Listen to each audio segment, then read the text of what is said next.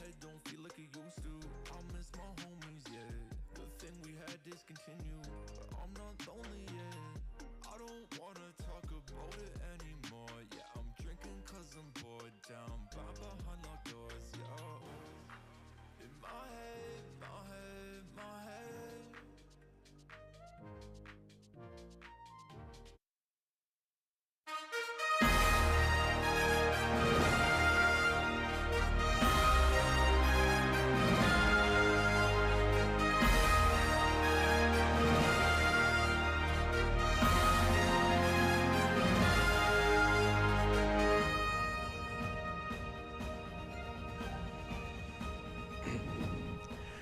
Welcome to the Boise State Esports Arena. Tonight you're going to join us for two ABC Overwatch matches as Boise State looks to end the season on a strong note. They've already gotten off to a great start with a 6-2 record. They're going to be going up against Maryland first off in this match. I'm your host, Jacob Palmer, joined by Brenner Ladd. And Brenner, main thing we've been talking about is that over the past few weeks is just kind of the meta is very set and stagnant a little. You know, Zarya, Genji, Sojourn, just wreaking havoc atop the meta. But I think we might have an opportunity to see my favorite tank, Roadhog, why don't you explain, given his counter and given the first stage we're playing on? Well, first stage we're playing on Azalea, so hopefully if we can even see the map well, we're going to see some amazing hooks and environmentals. But he's come out as the emerging tank to burst down the Zarya bubbles the fastest out of all of the tanks. So that's why he's kind of been the emerging. But as soon as he is able to take down the Zarya bubbles and able to win that kind of tank battle, there's not a whole lot he can do for the rest of his team. So it's kind of a risk-reward type situation of, do you really want to burn down the Zarya that quickly, or can you try to just out-sustain her and win the team fight? Here's a recap of the rules we have. It's 5v5 competitive best of 3. We're going to be going to control, hybrid, escort, and then should it have to go to a tiebreaker, we will use push to decide the winner. And like I said, Boise State 6-2 currently in ABC Overwatch. And the way that they got there is by following Doc's keys to the game, of course, and that's to understand your comp and play style, focus on each fight, get good ultimate value, and remember that the objective is worth more than kills. Doc's keys to the game brought to us by Drop-In Gaming, the premier online platform for gamers who seek competition. Play your favorite games to win cash and prizes through free and paid entry matches and tournaments. Whether you are new to the scene or a seasoned veteran, Drop-In Gaming has the right games and competition for you. As we're ready to load in, we will also get a chance to see the lineup that Boise State has afoot. And like you said, Ilios being the first stage chosen. Boise State hopes ended in 2 stages for this best of 3. Just get a quick 2-win sweep. And as far as the lineup is concerned, Clear, Gob, Matt Merck, Bagel, and Chosen. And you notice Matt Merck is not in the usual tank position. Yeah, he's taking over the DPS role. So it's really the question of between him and Goblin, who is going to take over that Sojourn. We know Goblin really likes his variety, so I wouldn't be surprised if Matt Merck maybe takes over the Sojourn role here. But when it comes to Ilios, it's really a toss-up. We've also seen Reaper become the emerging second DPS choice to help burn down that front line because it's so crucial to winning that team fight. So it's really going to be all eyes on the DPS of who takes what role here. And we are indeed starting off on well. So now is the time to hopefully see the Roadhog from the silhouette. We already see at least one Zarya, so maybe people want to just start off safe with a meta that they know that they can play. But maybe later on we will see the Roadhog emerge. Or maybe people over in the red brought out the Roadhog. Fingers crossed here on desk. Yeah, we don't exactly know what color Boise State is in right now. But as soon as the match starts, we will have all our questions answered as the doors open and both teams go a-charging. And yeah, based off the silhouettes, we're just seeing the standard Zarya. Boise State is in the blue. And it looks like pretty much a mirror match. Yeah, then we're back to, I would say, good old traditional Overwatch 2, but the game's been out for, what, 2 months now? So saying it's good old traditional is a bit of a misnomer. Yeah, we're not there yet. But well, as the first team fight unfolds, Boise State is going to rotate over to the point, but Sleep is the first one to get a pick. A lot of fire being exchanged between these two teams, but thanks to the positioning, Boise State is the one to take the point first, despite getting picked off. Yeah, they're able to sustain the fight, but will ultimately end up giving up the point. They were able at least to get 11%, so they got some ground to give and try to even things out before they have to re-engage on Maryland. Maryland not even taking space here as the Broncos were just able to regroup so quickly. Matt Merck never falling. Also, Matt Merck is on the tank roll, and it was clear. So there's a lot of stuff we were promised here tonight that hasn't come to fruition. Instead, maybe we're we'll just see seeing the swaps later on. You know, the good old Overwatch 2 meta and the good old Boise State roles that we all know and know. Clear and Speep are both going to be exchanging some trades back and forth. Graviton Surge thrown out onto the point as Reaper's trying to get away, but Matt Merck mows him down. Thanks to the sound barrier, Boise State gets a little bit extra health. Maryland also used both of their ultimates in terms of supports. Boise State actually isn't on the point, so they're not contesting it. They want to win the team fight first. Molly thrown out by Clear is going to get Speep. Tony is next to fall, and I would say that is the point taken. But they're going to try to stall it out just a little bit longer, Maryland. Yeah, that Reaper Wraith form able to buy them at least 2 more percentage minimum.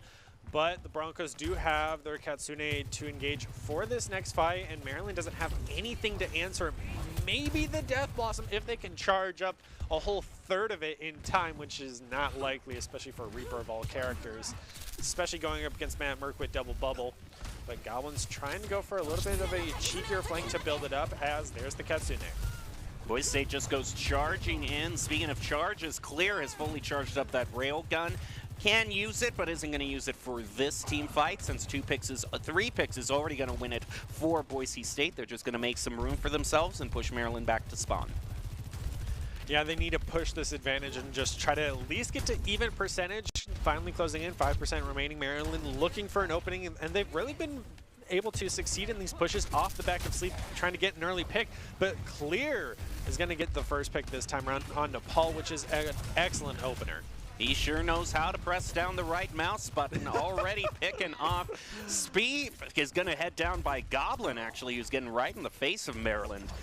Good job by Boise State. They're past 70%, so now 2 team fight territory with a huge hefty ultimate advantage as well. Yeah, Maryland had a little bit of a rough start, but was able to regroup, take the point, and hold it for at least 1 team fight. But Goblin going for a very cheeky early Death Blossom. He's going to pull it off with a triple and finish off. Okay. Can't really show that out, bud. Unfortunate. Railgun brought out by Clear and the Graviton Surge to just prevent Maryland from touching the point at all. That looks like it's going to be it. Boise State taking the first stage well, which means the main possibility we have for seeing Roadhog is now off the table, so I'm instantly more sad. I mean, I want to say you tried, Mushi, but your whole team was dead. So use it or you lose it at that point because they just couldn't get to a point on time or anything. Not even like a Somber was brought out to try to, you know, teleport behind with stealth, but Goblin, just a beautiful play there. Wouldn't be surprised if that's going to be play of the game for Control here. As we head over to Lighthouse. A nice view of the Greek Harbor before we head into some very intense fighting. Boise State looking to sweep this first round 2-0. See how they do that. And yep, another mirror match, just running it back. I mean, this is the equivalent of Overwatch 1 GOATs. Is we're going to see it nonstop all night long. So get ready for plenty of Sojourn and Reaper plays of the games. Maybe even a Zarya if we're lucky to get thrown in there. But Goblin first. I don't know if I could live with that much variety in my life. Right now, both these teams exchanging fire, and Boise State is going to lose 2. Trying to fight back, but Clear realizes he has to retreat. Going to retreat back with Chosen and wait for the retake. Yeah, Seep has been able to get the first pick on first team fights again and again, either on Clear or Goblin. Goblin having to just play so far forward on this Reaper has definitely been costing his team, but at this time Matt Merck even booped down. Will get eliminated by Tony. That means the Broncos are already having to play on their back foot. Oh, Boise State can't seem to get any holding as 3 of them are taken out. Chosen is the 4th. It means Maryland is going to be sitting very pretty with their ult charges. 25% is a great start for them. Broncos just need to regroup and find an opening this time. They're continuing to go for the high ground rotations. They just need to watch out for Pumpkin on this Lucio to boop off the Zarya. I mean, it worked last time, but it seems they're finally going to rotate the long way around. Bagel's going to get first blood for this team fight on to Seep. Tony almost charging up the Graviton Surge. Could put a damper on Boise State's enthusiasm to take the point, but isn't using it quite yet. Kitsune also online for Maryland. There goes the Graviton Surge as well as the Kitsune. Very early grab for that fight. Only able to get Goblin, but Goblin's able to survive for a little bit as double Kitsune comes out and he goes in the favor of Maryland. That's a one fight, but that's spending just about everything you can for that fight. I don't know if the sound barrier was really necessary at that point, but in either case, Boise State is going to be able to have their own sound barrier for this next fight, as well as Railgun, Gravitons. I mean, they got picked. They got picked. Yeah, there was definitely a big overcommit in the prior fight from honestly both sides. I don't think the Broncos need to commit their Kitsune there as they had already lost a team member. They wanted to try to sustain it, but they didn't have pressure on point and were being pushed back already. So now they're going to kick things off with an early railgun. Clear doing some work. There goes the sound barrier to try to give Boise State a little bit of sustain, as well as the Death Blossom right into Tony and Paul. Boise State is going to break the point not a moment too soon because it is 99%. Yeah, definitely not ideal for the Broncos, but better late than never. But also I'd like to touch on how both Reapers, Death Blossom, and Goblin still showed how to do it better in that scenario where her Mushi just sadly got line-of-sighted on point right in that corner. So now, once again, an early grab. This time much better, able to catch out at least two, will lead to a quad there. So that's another reset for Maryland. A nice, good, early, fast, clean team fight. Only one ult committed, but now they're going to have to watch out for Maryland's both grab and railgun. Hopefully they've been at least calling it out as Kitsune is also coming online. And I think it's all up to Clear to maybe charge up the railgun manually and maybe get a pick on the start to stop too much damage, but there goes the grab. Three And members. already one railgun picks up Bagel. Goblin is next, and Matt Merck. Clear is able to get one pick onto Pumpkin, but it's going to have to be little consolation. He's still managing to survive, surprisingly enough. Throws the molly right onto the point and takes out Mushi. Look at Clear. He is single-handedly bringing this back. 2 for 2, or I guess 1 for 2 for the sake of Clear, but right now it's just all out stall, and Matt Merck's back on his hamster. So this is the time where they can easily hold point. Goblin even having to swap over to stall Tracer, but so is Maryland with Mushi swapping over her, but Broncos have a life advantage. So it seems that they will be able to hold it. Maryland so close to regaining that, but Clear.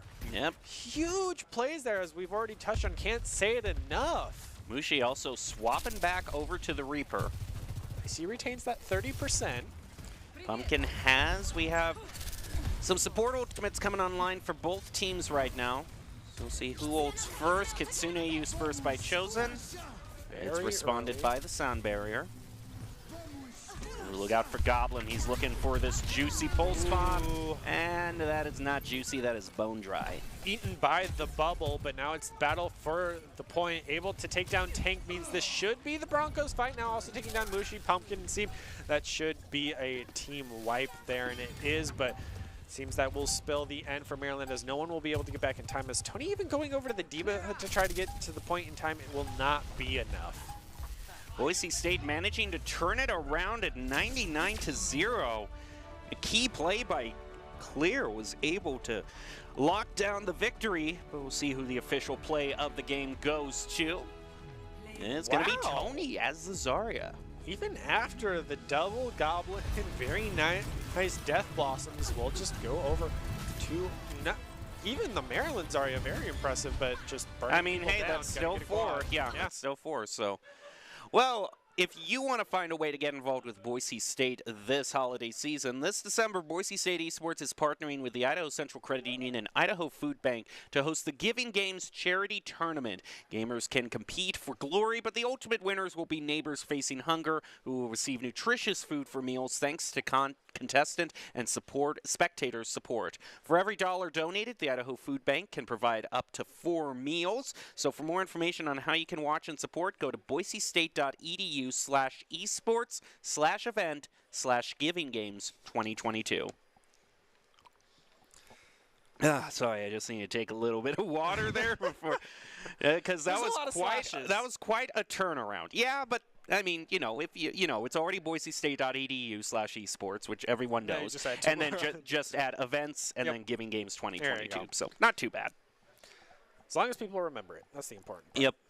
Esports, events, Giving Games 2022. There we go. We got it. It's memorized now. Everyone can type in chat perfectly. Even if you can just go to the base Boise State Esports page and then just click on the events tab and it'll be there for you. So heading into map 2, hybrid. With how much we've changed it up, we are not going to change it up this time because it is Kings Row. We've had too much variety. Yep. We've had Eichenwald. We've had Hollywood, which I'm surprised. We were really kind of spoiled last broadcast, weren't we? Because now we're getting absolutely nothing in terms of originality. I mean, at least for our second match of the night, we're starting off on Oasis, so it's a little bit of variety for Control. It's not, Ilios, Lijiang Tower. So that's exciting to look forward to. But going over to Kings Row, daytime Kings Row as well, it's going to be the meta comp. I mean, you just have to flat out say it's going to be the meta comp. If we change it up, maybe a Genji. We've seen Hanzo once or twice. People have still tried to do Brawl as well, but Brawl does not work, especially with how strong Sojourner is at this current point in time. We'd love to always see, Pharmacy, maybe a Statue of Liberty play with a Bastion, but it's just not ideal with the current meta comp of just Sojourn Reaper has really been the emerging top DPS that no one's been able to counter, which is why we've seen maybe a Roadhog to counter the Zarya. But Tony's done really well on the Zarya, and so has Matt Merck. Even when he swapped over to the Wrecking Ball, he was still able to hold the front line at the last minute. So, I mean, even Wrecking Ball was very nice, but we didn't get to see very much of it. So hopefully we can see more of it in the future, even if it is our very own Matt Merck that we know he is the top Wrecking Ball around. Well, Boise State leading 1-0. If they win this, they win the series. We're going to see what's 3-0s. Or 2-0s, I guess, in a best of 3. And we take a look at the silhouettes. Looks like nothing much has changed from the first round. It never does. But this is only one side of the silhouettes. We'd assume Broncos in the blue. Try to keep at least some scheme to it. But on attack, we have seen a Sombra once. Whole one time. But seems that we'll just stick to the meta comp. Even with Torbjorn back in the meta, you think Goblin would get that is not a Zarya silhouette. That's a Winston silhouette I see. Then you saw it faster than him. It's the Broncos attack okay, and bringing out the Widow as well. This is definitely the high damage Matt Merck Winston we can expect to come out here. Already so behind enemy lines, causing mass chaos of who to target, focus down. But Goblin's able to get first pick with this Widowmaker, having to get aggressive now as they just simply line of sight behind the hotel. So quickly the point was given up. Boise State really having not too much resistance. With that, they're going to be taking the payload quite quick. A recontest attempted by Maryland. The shield is thrown down. Can they even contest it? Tony is racing on to the point where Goblin tries to take someone out with this Widowmaker. He's looking for the squishies. But it's just going to have to settle with putting some damage onto the Zarya, which Clear is going to be thankful for. He clears that up, and that's going to be the point taken. Nice, clean snap headshots there. It started initially out with Maryland having some hope with trading tank for tank, but Goblin able to just clean them up so quickly that Maryland is going to have to regroup here. I'm surprised they haven't swapped over to anything to try to counteract the Widowmaker here. Maybe go something along the... Well, I guess Kariko could, but that's your support that maybe doesn't have the DPS to take down the Widow fast enough, but Goblin's just going to swap off of it over to the Reaper to have better teamfight capabilities in the front line to help out his Winston. Instead, he's just going to feed a little bit and push a little bit too far forward. Kitsune brought out a buy Chosen. That's going to help take out speed, but that one deserves another. I do not know what we were watching there. I don't know. Did a table lamp mug Goblin in the back alley? Because he had a score to settle with the furniture. Sometimes you just gotta take out your rage where you can and shoot a portrait off the wall. But a very early solo grab for none other than Matt Merck himself, and he still survives through it all. Now Mushi finally pulls off a fantastic Death Blossom, picking up 2. Pumpkin even takes down Goblin, who is not in the entirety of that team fight, and just struggles in to feed that little bit extra ultimate percentage. So Broncos having to reset. Taking the first point so quickly might have put the Broncos in a bit of a lackadaisical state, because Maryland has been showing them up in both these team fights. Matt Merck has the Primal Rage. That's going to be the only ultimate available, whereas Maryland has the Sound Barrier and Railgun coming online pretty soon. Yeah, it seems the Broncos might want to try to charge up the Death Blossom, but it's still so far away. Yeah. And Tony, with that beam charged up, takes down Clear from maximum range as well. Matt Merck falling very low, does not have the healing, so he will have to pop Primal Rage to get the elimination onto Seep.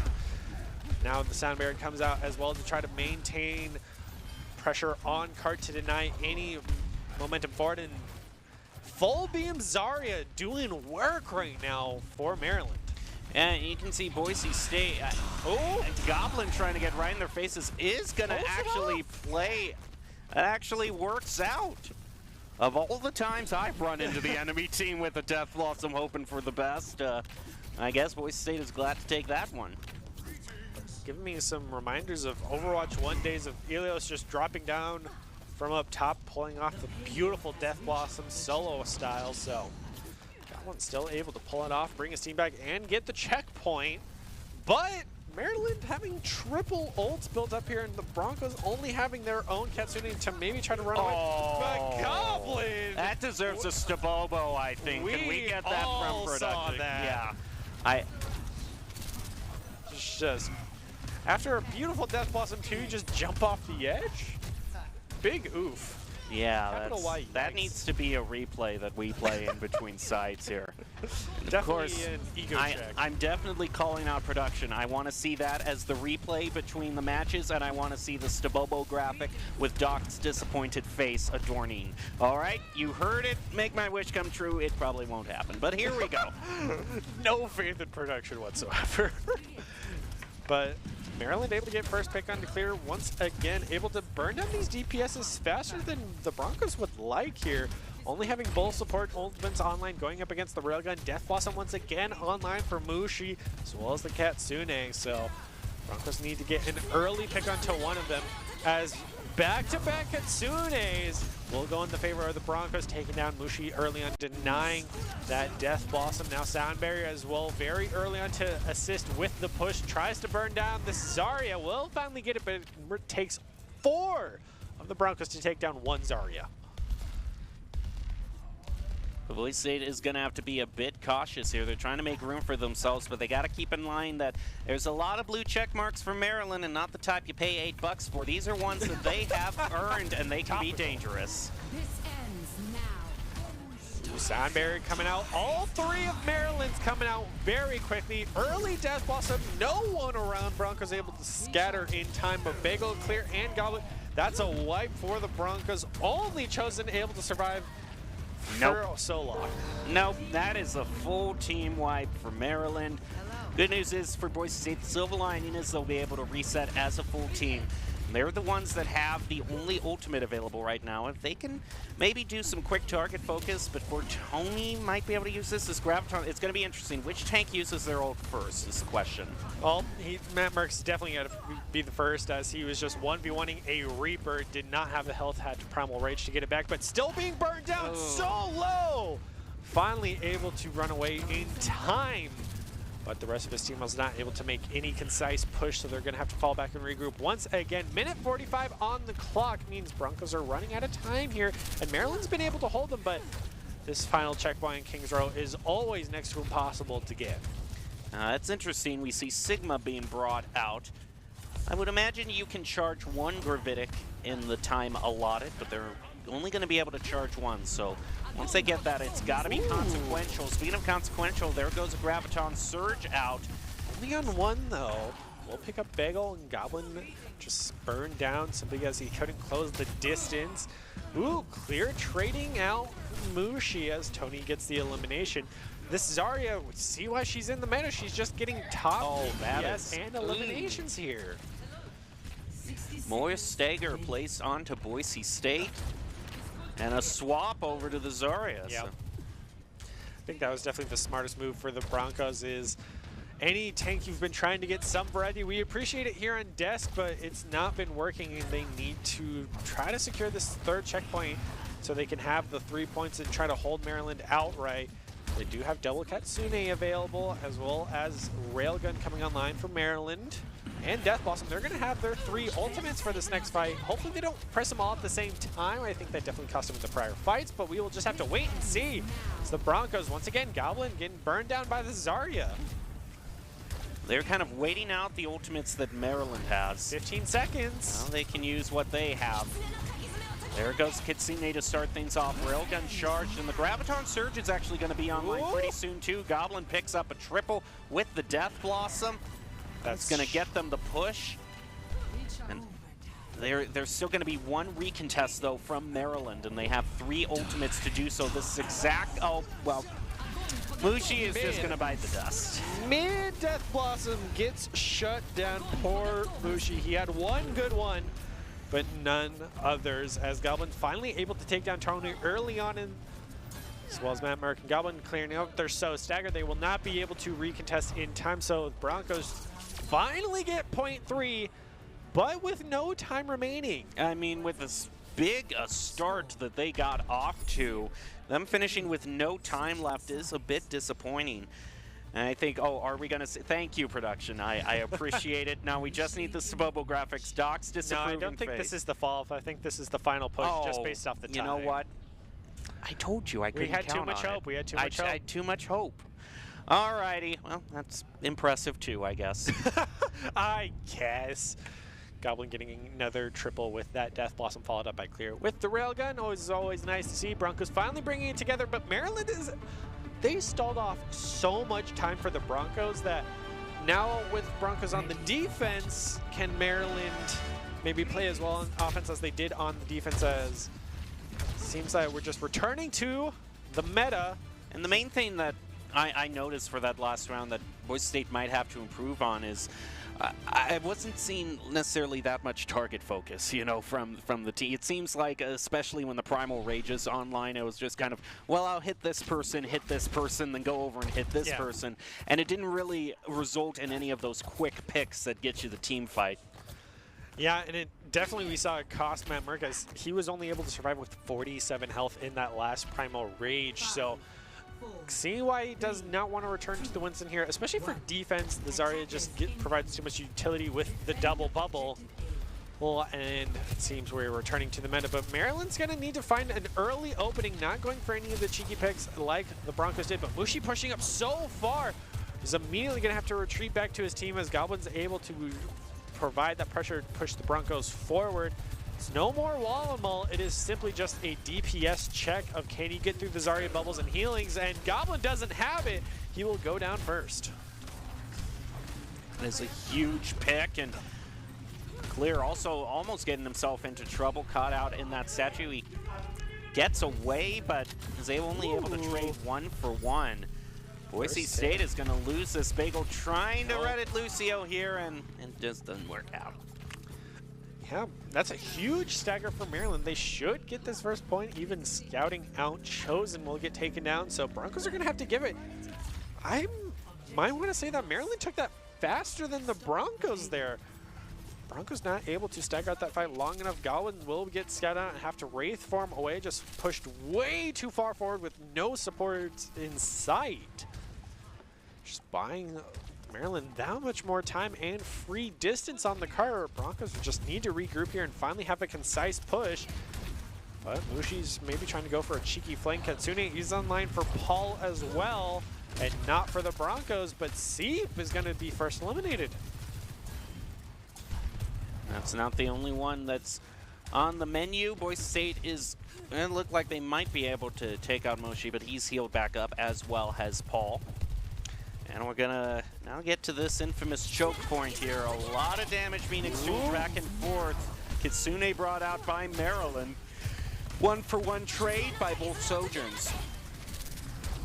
Tank goes down, so Broncos not looking too good, especially since they just had that Graviton Surge. Tony and Seep both have their ultimates, as well as Sound Barrier coming online. It seems Maryland might be able to sustain a little bit here and push forward, finally pushing Broncos off as they do not have Matt Merck to hold the front line. Will cost Goblin, and they're going to continue that wrath forward. And one Molly from Clear, not enough to stop the charging from Maryland as that Zarya just mows him down. He's able to take Mushi with him before going down, though. I believe the Broncos supports are separated for their team right now as they went up high and didn't go for the background rotations as they're stuck out by forward spawn. Double grab! And a sound barrier to keep Maryland and Boise State alive. This is a mirror match. All right, they're gonna try to move forward. It's gonna be double but death Goblin blossom. wants that bubble too. Oh, gets one and eliminated. That's unfortunate. Mushi got one. Goblin didn't get a single one, and that's the checkpoint. So that's a pause coming out here as Broncos got team wiped. All right. Oh, you hate to see it. You hate to see it. You can hear the players on stage. I heard Thriving. I heard some desk slams there. Oh Understandably. I am in a total Keith Morrison mood. You know the guy who does Dateline on NBC? Yep. And he's always so morbidly curious about it. He's like, oh, no, that's terrible. Nah, but yeah, it seemed like technical issues as possible technical issues. I believe the power strip was tripped once again, so Oh, yeah, you can computers might see have the gone down. 3 monitors Yeah. in front. Well, The baby rage was too much and hit the power strip. The fury tripped the. Okay. Well, He didn't get his bubble, man. yeah, man, Boise State. I mean, they were off to such a good start on the first fight. I mean, they took the point almost instantly, but then from there on out, it was just time after time again, a series of unfortunate events. And, I mean, this is what Goblin was hoping to happen when they both used that Death Blossom, but. That was around. The longer time has gone on, Mushi has been he's coming online, and we were talking about how at the beginning on Ilios, Mushi wasn't able to match Goblin's Death Blossom. Now the shoe's on the other foot, so to speak. Yeah, I mean, when they were on offensive, Goblin still did pretty well, but now that Mushi's on the offensive and Goblin's having to play more defensive, he hasn't made that adjustment yet, and he's playing very far forward, and it's been costing him a lot of those lives. He's had to Wraith Form away. That's ability on cooldown that then Maryland can capitalize on. So. We've seen it cost them multiple times here, so now as we just wait for the technical issues, it's definitely just all eyes on who can really make the Reaper first step, because they've been the biggest plays for a lot of these team pushes. Mm-hmm. Yeah, Boise State also just, I know I've already said it once, but I'm not seeing, like, clear targets be picked out by them. It seems like they're going over, you know, it might be as an assumption of, hey, you know, we can just win all these one-on-ones, but it's not a game of one-on-ones. It's a game of team fights and objectives. I mean, there's a reason why we took it out of Doc's keys, because one-on-ones were great for a little bit, but as time has gone on, Overwatch is still a team game, and you have to remember that. And I think that's just been maybe an adjustment issue so far for the Broncos right now, because we've touched on it multiple times. Target prioritization. We've seen it from the side of Maryland where Tony calls a target, and they collapse on him again and again and again, which is why Tony's gotten so many eliminations. And also, I think it's the Broncos just not respecting how much DPS Tony's been able to output. Yeah. If we were able to see his perspective, I wouldn't be surprised if he ever falls below 80 a lot of the time. So we'll just have to wait and see how they might adjust going forward. Well, the Idaho Army National Guard is a proud sponsor of Boise State Esports. Top plays are presented by the Idaho Army National Guard, who invites you to take your impressive critical thinking skills into real time. More than 10 jobs offering a $20,000 bonus and your degree of choice paid for. Idaho Army National Guard is one of the best teams out there. Reach out to them on Twitch at iGuard Gaming.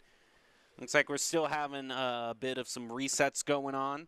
So overall, do you think Boise State, man, this is the time where we normally like to bring out predictions. Yeah. Does Boise State hold them? Because they're going to have to hold them like for a full 5 minutes in the final phase. I mean, Maryland was able to do so, so you would hope the Broncos are able to do it if they're able to regroup and have more concise targeting. I think if they're able to pick a target, get the elimination, and just roll that ball forward rather than just, all right, go and figure it out type situation, I think it's looking very good for them. Also, Goblin not falling off the edge is key note. We don't want that to happen again. No. And just to poke fun because we can. If production isn't going to bring it up, we're going to bring it up. Exactly. We're going to reference it. If they're not going to do it, we're going to do it because we can. Because we can. Because we can. I like the mindset. Well, also, I think now is the perfect time to bring out the Roadhog. He has been the foremost counter to Zarya that we've seen emerging from the meta and the pro scene.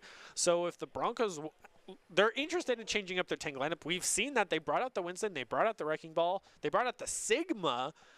So now's the time for the Roadhog to try to burn down Tony on the Zarya, who's been a real clear threat. They've been able to address Seep on this Sojourn, who's still able to get really good picks here and there, but that's just Sojourn being the top DPS in the game right now. And then Mushi on this Reaper, I think is definitely, they're able to handle them, but still keep an eye on. I think all eyes just turn to Tony, get the elimination, so swapping over to Roadhog, if Matt Mark is comfortable on it, could be the game changer. So what I wanted to ask you, since we're going to be seeing a lot of the final stage of King's Row, is what is it about the stage that just kind of lends itself to everything seeming to happen in the latter third? Well, you can have anywhere from holding corners to close quarters combat. You have the longer middle section to where we've seen snipers come out and a lot of verticality, so it allows for a lot of different strategies where it makes it super interesting, where you either have a hard hold and everyone tries to throw anything they can, or you just sit down and push forward the best you can. Old nighttime Kings Row, we miss you so much. But yeah. I mean, third point for any cart push, whether it's hybrid or escort, is just all out. You got to do one of the two things: push forward and try to out DPS them, or try to throw a unique strategy in there. So it's really all up in the air for Kings Row here. And I enjoy seeing the Winston when the Broncos were attacking. I wouldn't be surprised. I don't think Maryland will change up. Tony has been doing way too well on the Zarya, but they need someone to address the verticality elements that Broncos clearly took advantage of on when they were attacking. So now here on defense, they're still going to take advantage of it. We know Goblin can play the Widowmaker as well, as he showcased the first time round. So are Maryland ready for that? I suspect so, but they gave the Widow so much ground that I'm worried if Goblin brought it out again, he might capitalize on it too much. So Maryland would swap over to the Winston, but now they don't have a front line for the main battle because he's having to deal with the Widowmaker. If that's even the case being brought out, because everyone is so hard stuck of Sojourn Reaper. It would be nice to see anything else, and Boise State definitely had a few kind of off picks. They tried to even bring out the Sigma for a little bit, but it seemed... It was a nice change. Yeah, but just doesn't seem like those tank choices. They always ended up going back to Zarya. Yeah, she's definitely just been the foremost. We did see Tony hover the Diva in the last 5 seconds of Ilio, so I guess that's the possibility of always coming back out, especially with how projectile heavy this current meta is outside of the Zarya. So if Broncos change up tank, that's the one time we could see a change up. But we don't know just yet. We'll just have to wait and see. But it's a lot of just having to wait and see. It's just anticipation. We can only make so many predictions until it comes true. But also, maybe the new Omnit tank that's coming out soon could be the game changer as well. And we've also seen leaks of the new healer that comes out after that as well, which is a new weird snake Omnic too. It's nice to be back into the season of regular releases, is what I'll say. It's not a 2-year difference between Echo and Overwatch 2. Well, here we go. Back into Maryland has already gotten the checkpoint, and Boise State is having to stage the defense of a lifetime here. Ooh, Goblin. Nice first blood, at least on Tamushi, but with the Katsune coming out, Tony is just running them down, but he might have ran them down a bit too far, and it will cost him, but I think this is a fight Maryland can definitely afford to lose with 4 minutes on the board. And this will definitely allow the Broncos to recuperate that lost ult percentage that they lost from the disconnect. As I believe it was Goblin Bagel and Chosen who were disconnected here on stage. So Katsune used, I'm surprised Paul didn't go for the swap off, but with a a single grab and the railgun coming out, I think it was a bit of an overcommit from the Broncos. Tony gets taken out again, and I think that might be a crucial thing. Paul also put on a bit of a stagger. As long as they just, you know, keep taking out Tony before he has the opportunity to fully charge up the Zarya, that's a big part of Maryland's offense gone. Yeah, and I'd also like to highlight Tony's Graviton Surges. He's never been able to get maybe 1 or 2 members. We saw him get 3 members once on Ilios, and that allowed them to win the team fight. And look at this. They're just kind of blitzing Tony, so to speak. And it's double 100%, but Seep still gets Goblin, who pushed too far forward. It's just capitalizing on little tiny mistakes like that. That's the high level play we're at. Both these teams are 6-2 and want to move over to 7-2. A nice grab in the backline will get both supports, but Sound Barrier will deny it. Speaking of sound barriers, Boise State expends theirs to retake this point. Not only thrown out, Goblin already taken out Mushi. Up next is going to be Tony on the Zarya, trying to get away, but is not going to be able to. Bagel finishes him off with a boop. Yeah, that's the perks of Overwatch 2. Once you get 2 eliminations, the fight's over, and you just either have to throw your bodies at them and just go for the reset, or try to fall back, which could lead to a possible stagger. So Maryland at least has 2 ultimates, soon to be 3 if they can get the grab. Leading in with the Katsune, tries to get to that backline. Goblin's just having to simply teleport away. Finally, we're going to see him fall back and try to help his team rather than push forward and get an elimination. As Pumpkin takes down Clear, but trades out with Bagel taking down Mushi in the backline. So close to that Zarya. But he's going to be forced back. Ooh, Clear swapping over to the window. And Goblin denied with a beautiful triple railgun coming out from Seep. Broncos having to all-out stall with 1:50. Maryland has the time advantage right now. Well, Matt Merck is going to go full spin to win right now. There goes a Death Blossom that's going to put an end to his merry-go-round. Chosen also gets taken out. Ugh, that was heartbreaking right there. He was trying to go for the big play, but he pressed the old button too soon. He was caught clear up, and the sound cue just alerted that Sojourn right to where he was, and just one right click, and that did it. Maryland really coming alive in this second half of Kings Row, bringing us to overtime, which is something we don't see a whole lot of, especially for the Broncos roster on Kings Row, no less. Seems this has just been Maryland's map so far on the attack, but now, since we're in overtime, Broncos not having a time advantage either, because I believe Maryland still had some few seconds above the minute, and since Broncos had none left, they only have that minute. So are they going to try to bring out the cheeky play once again with that early Widow Winston, or are they just going to try to stay old reliable of the Overwatch 2 meta? I think they only stay on the Widow if they're able to get a pick in the first 5-10 seconds. Otherwise, they're spending way too much time that they cannot afford to spend. Yeah, they don't have time to afford, so they're just going to... And also, I think they can't afford to leave just one person on cart and push forward. I think they just have to keep everyone on cart and play cart. Which begs the question, is Pirate Ship even an option, or do you just stay with the comp and brawl as hard as you can? Now, it's actually going to be Maryland pushing. Remember, since Boise State didn't have any time, it's only 1 tick that Maryland needs to get. So Boise State, at best, can hope for a draw here, which is definitely salt in the wound. Matt Merck going very low on health, but Clear managing to pick up speed. Pumpkin also eliminated. Good opener for the Broncos. Taking down the support line means a reset for Maryland. At least they have some time to afford here, but it's only 1 or 2 team fights depending on how long they can just have a clean reset. So Broncos just need to be able to hit clean, concise eliminations. But Seep is a huge railgun snipe, means that's an opening that the Broncos can't afford. Time after time again, if you don't respect that Sojourn, Maryland has shown they're going to make you pay for it. They're already on to the point. Ooh. 1 tick does it, and that is a win for Maryland.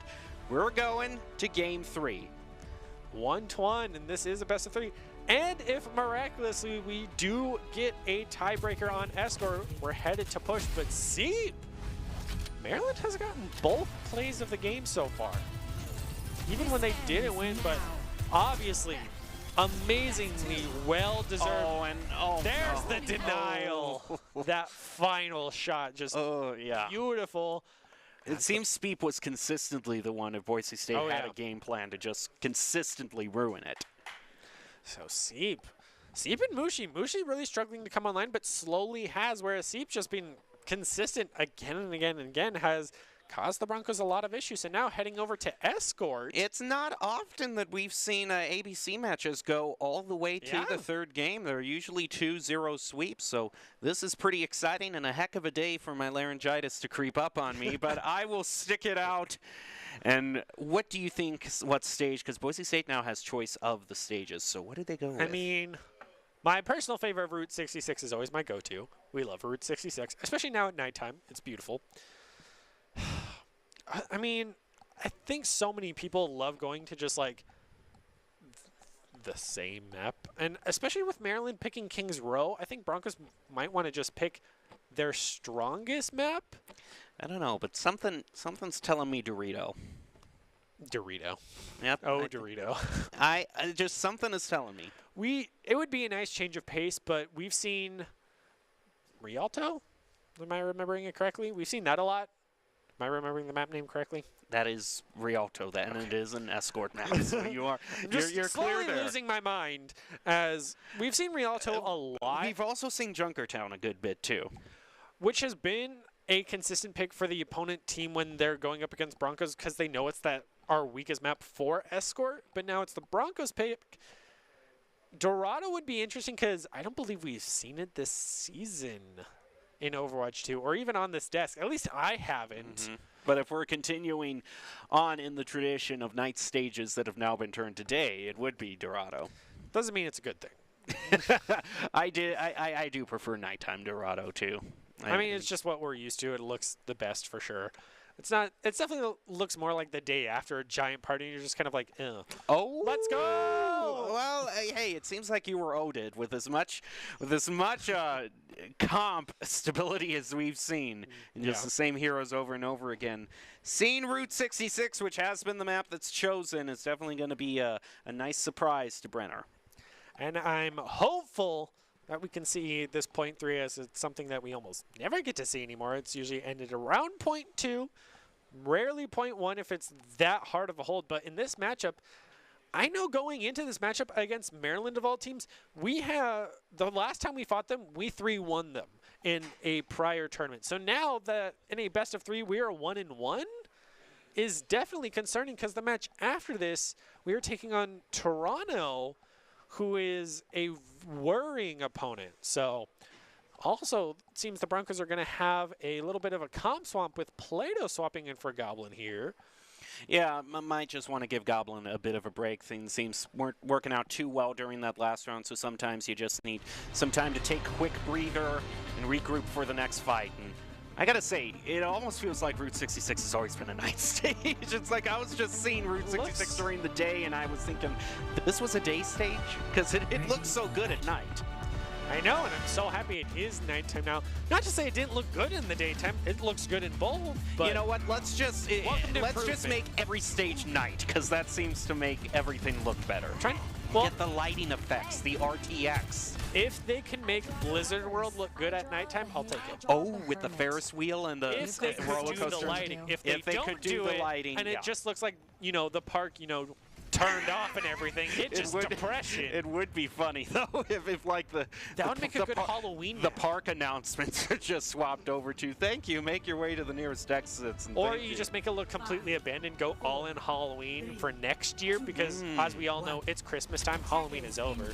November 1st means it's Christmas time, baby. Yep. But Bronco's going for comp swap as well, with Matt Merck starting off on Winston, whereas Maryland's sticking to Old Reliable. Clear gets the first pick on toward Pumpkin. Now on the Reaper as well, Plato taking over for the Soldier. So Clear has stayed on DPS, but has swapped over to the Reaper. Boise State managing to burn a little bit of time off from Maryland. They haven't gotten really any payload push. Ooh, Reaper with a nice teleport. Mammoth having to go in, but in that 1v1, he's not going to win that. Ooh, Zarya falling so low. Still is able to survive, but Plato is able to pick up Mushi. Clear's falling very low. Will get healed up thanks to that Kariko. Still making no distance on the curve. Broncos have been able to hold them longer than we've ever seen. It seems this swap on both DPS, both who's playing it and what role, has been working in favor of the Broncos, as we're just now passing 3-minute marker. Broncos definitely seem to be moving a lot more cohesively as a team. If they're pushing up, it's 2 instead of 1. Pumpkin getting a pick onto Clear, though. I think that could be the first thing to dislodge Boise State's astounding defense, but Plato answering that back, so might have spoken too soon, and Boise State is also having a whole lot of ultimates available to them now. Ooh, early grab with double support ults coming out from the Broncos and Railgun, all 3 committed. We'll be able to take down Tony and Paul. Some clean shots coming out here for Plato right now. We'll deny that small little push that Maryland tried to get going. Man, he wanted to show that he's ready to play. Gets added to the team and gets a 4K just like that. And that's going to put it at 2 minutes now for Maryland.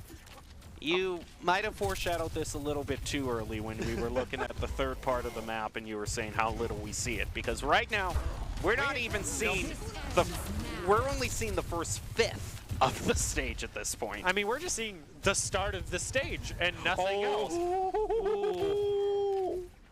Almost getting the almost lived as well thanks to the slide boosters, but nope, Seep will get knocked off due to that primal rage.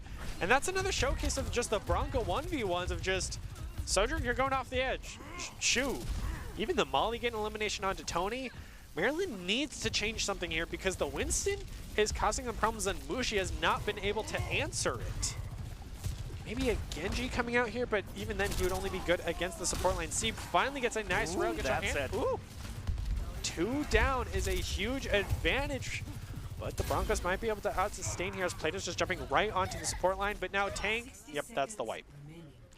But the beauty of this for the Broncos is because virtually no push has been gotten by Maryland, they will have another full team fight before the first checkpoint is taken, so they could still end it before Maryland even gets 1 point. Especially with only 45 seconds remaining, Maryland can maybe afford to lose 1 team fight, regroup, and push again, but they are running out of time here, so it seems like this will be possibly the last team fight. But Death Blossom is online for both sides. It seems the Broncos are going to start with theirs first and get denied. This means Mushi has the opening. Death Blossoms for Boise State just haven't been working out, so they're going to have to earn this the hard way. Oh, there it is. Doesn't do much either. But thanks to At Matt least he Merck. lived. Matt Merck cleared out the back line for Maryland, so now they can collapse on the remaining front line. They're going to jump right off the edge. There's just this Lucio left and no time remaining for Maryland. That is going to be a hold at 0 for Boise State. They got the 40.8 meters at least, but I am very wary if Maryland will be able to hold them as well as the Broncos did. This Winston did work for them, and Tony just struggled to have any concise push.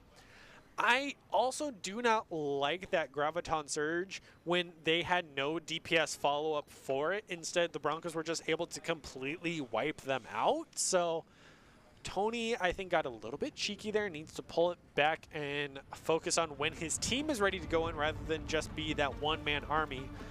because he ain't Roadhog. Zarya's good, but she's not that good. All right, Boise State has 40.81 meters to push.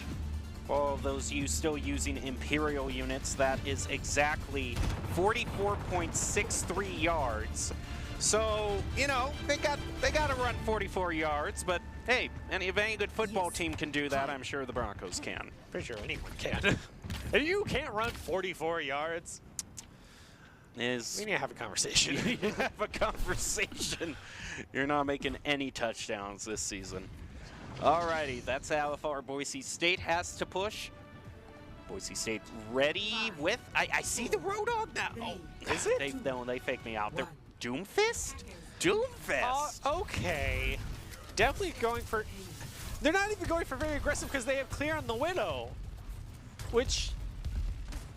I don't understand this team comp whatsoever. But okay, clear gets first State blood. understands it. Oh my goodness, look at that Doomfist! He's gone. He's gone. And Clear immediately swaps over to the Reaper. Yep. Is this where we see the Doomfist swap? No, we don't. Oh, okay. Boise State is the cart, guys, the cart. The behind you. Guys, the cart. Excuse me. Excuse you. Maryland? You know, I think you're going to have a kind of a problem that's going to materialize pretty soon here. Paul finally gets wise to that, but Boise State got half of their push just by one person running past Maryland and sitting on the cart. I believe that was Clear who just got the teleport behind, but we were unable to see so. But trades coming out in favor of the Broncos. This might spill the end for Maryland. It seems that this final defense was just even with the Dome Fist. The Dome Fist. All right. Ooh, nice grab. Able to pull 3 of the Broncos. But once again, no follow-up means that's it. I'm still not sure if Boise State was actually attacking that round, because Plato had just gone to the gas station and was just hitting them from behind. It looked like Boise State was still defending, in all honesty. Yeah, that's one of the issues when defending on Route 66, especially all in that top train car. And finally, Broncos get the first play of the game. Oh, God, and Plato taking it over. Yeah, this beautiful railgun that just completely denied the push of Maryland means the Broncos will take it 2-1. Maryland definitely gave them a run for their money that they weren't expecting, but still able to maintain 7-2. Alrighty, that's going to be the first game of the night won, but this isn't the only Overwatch game that we have. Up next is Toronto, the big match of the night that Boise State is looking to win. So Bodak has given them some, you can see him right behind us, giving them some key advice and prep words for the big match that they're going to have to do. We're going to take a quick break and then be back with the main event of the night for Overwatch, Boise State versus Toronto.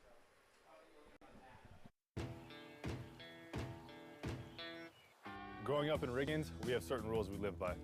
Look both ways before crossing the street. Fishing stories get better the more you tell them. Small town life makes your life anything but small. Never work alone when you go hunting. And always buckle up.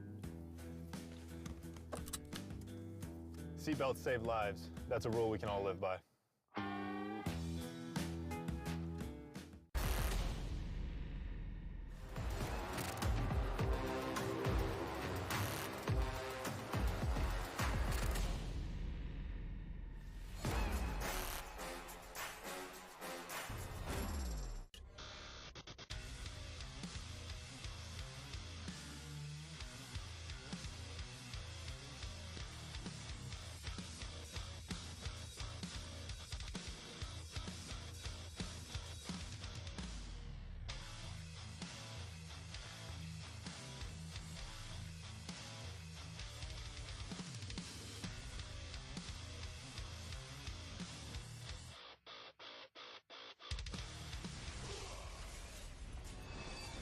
NationalGuard.com to begin your guard adventure.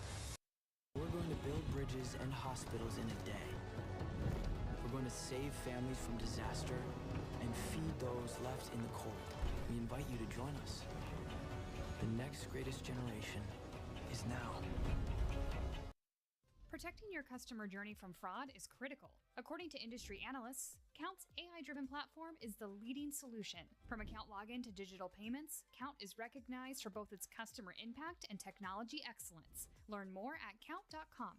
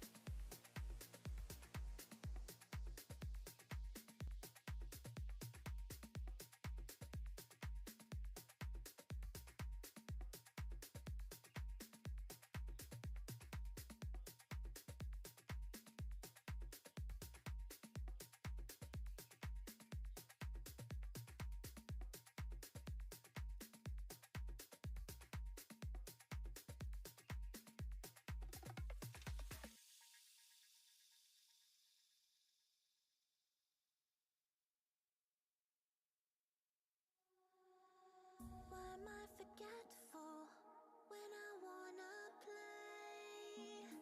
Little memories from the years so far away.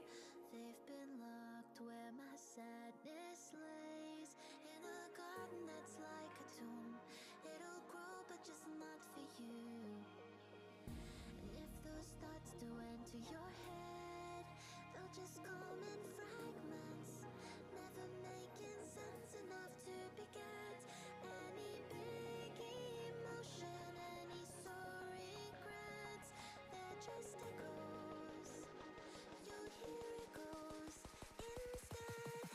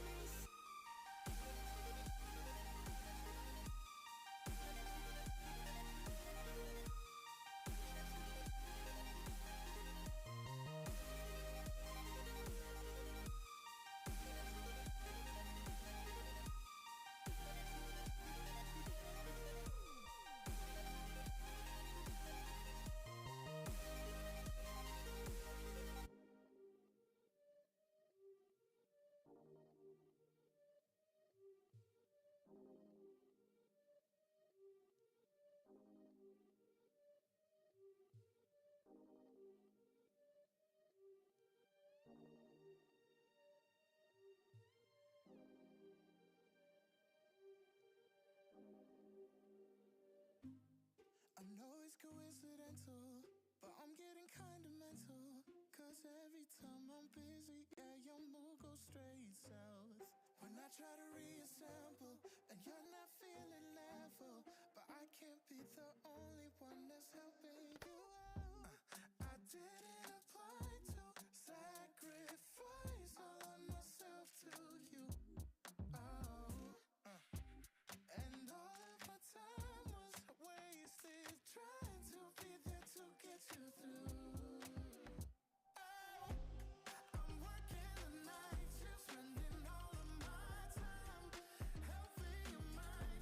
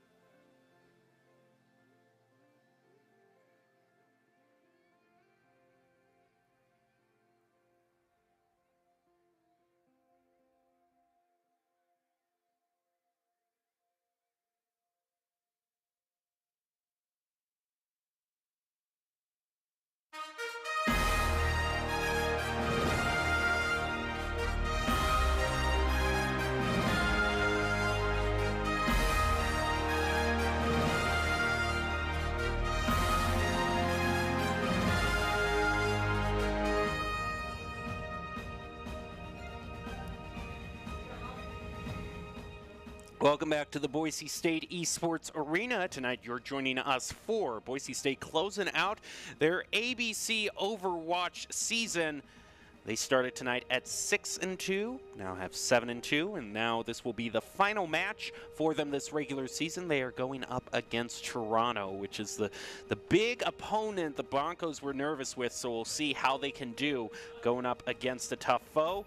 My name is Jacob Palmer, joined by Brenner Ladd to call all the action for you tonight. And Brenner, Boise State was kind of expecting to just cruise through their match with Maryland, but that ended up going 2-1. So what does that mean going forward now that we're going up against Toronto? It puts us in a very interesting situation because we were fearing Toronto because they beat Ohio State, who has beaten us in the past, and so they're looking to be a big opponent. But then they just lost their match to Washington, which is kind of like out of the blue of just like, Washington, really? So it's like, we should be scared of them, but they just lost, so it's kind of just out in the blue of what's going on. And it's really interesting going forward because, as you just mentioned, we struggled against Maryland that we thought was going to be a clean, like, 2 go next.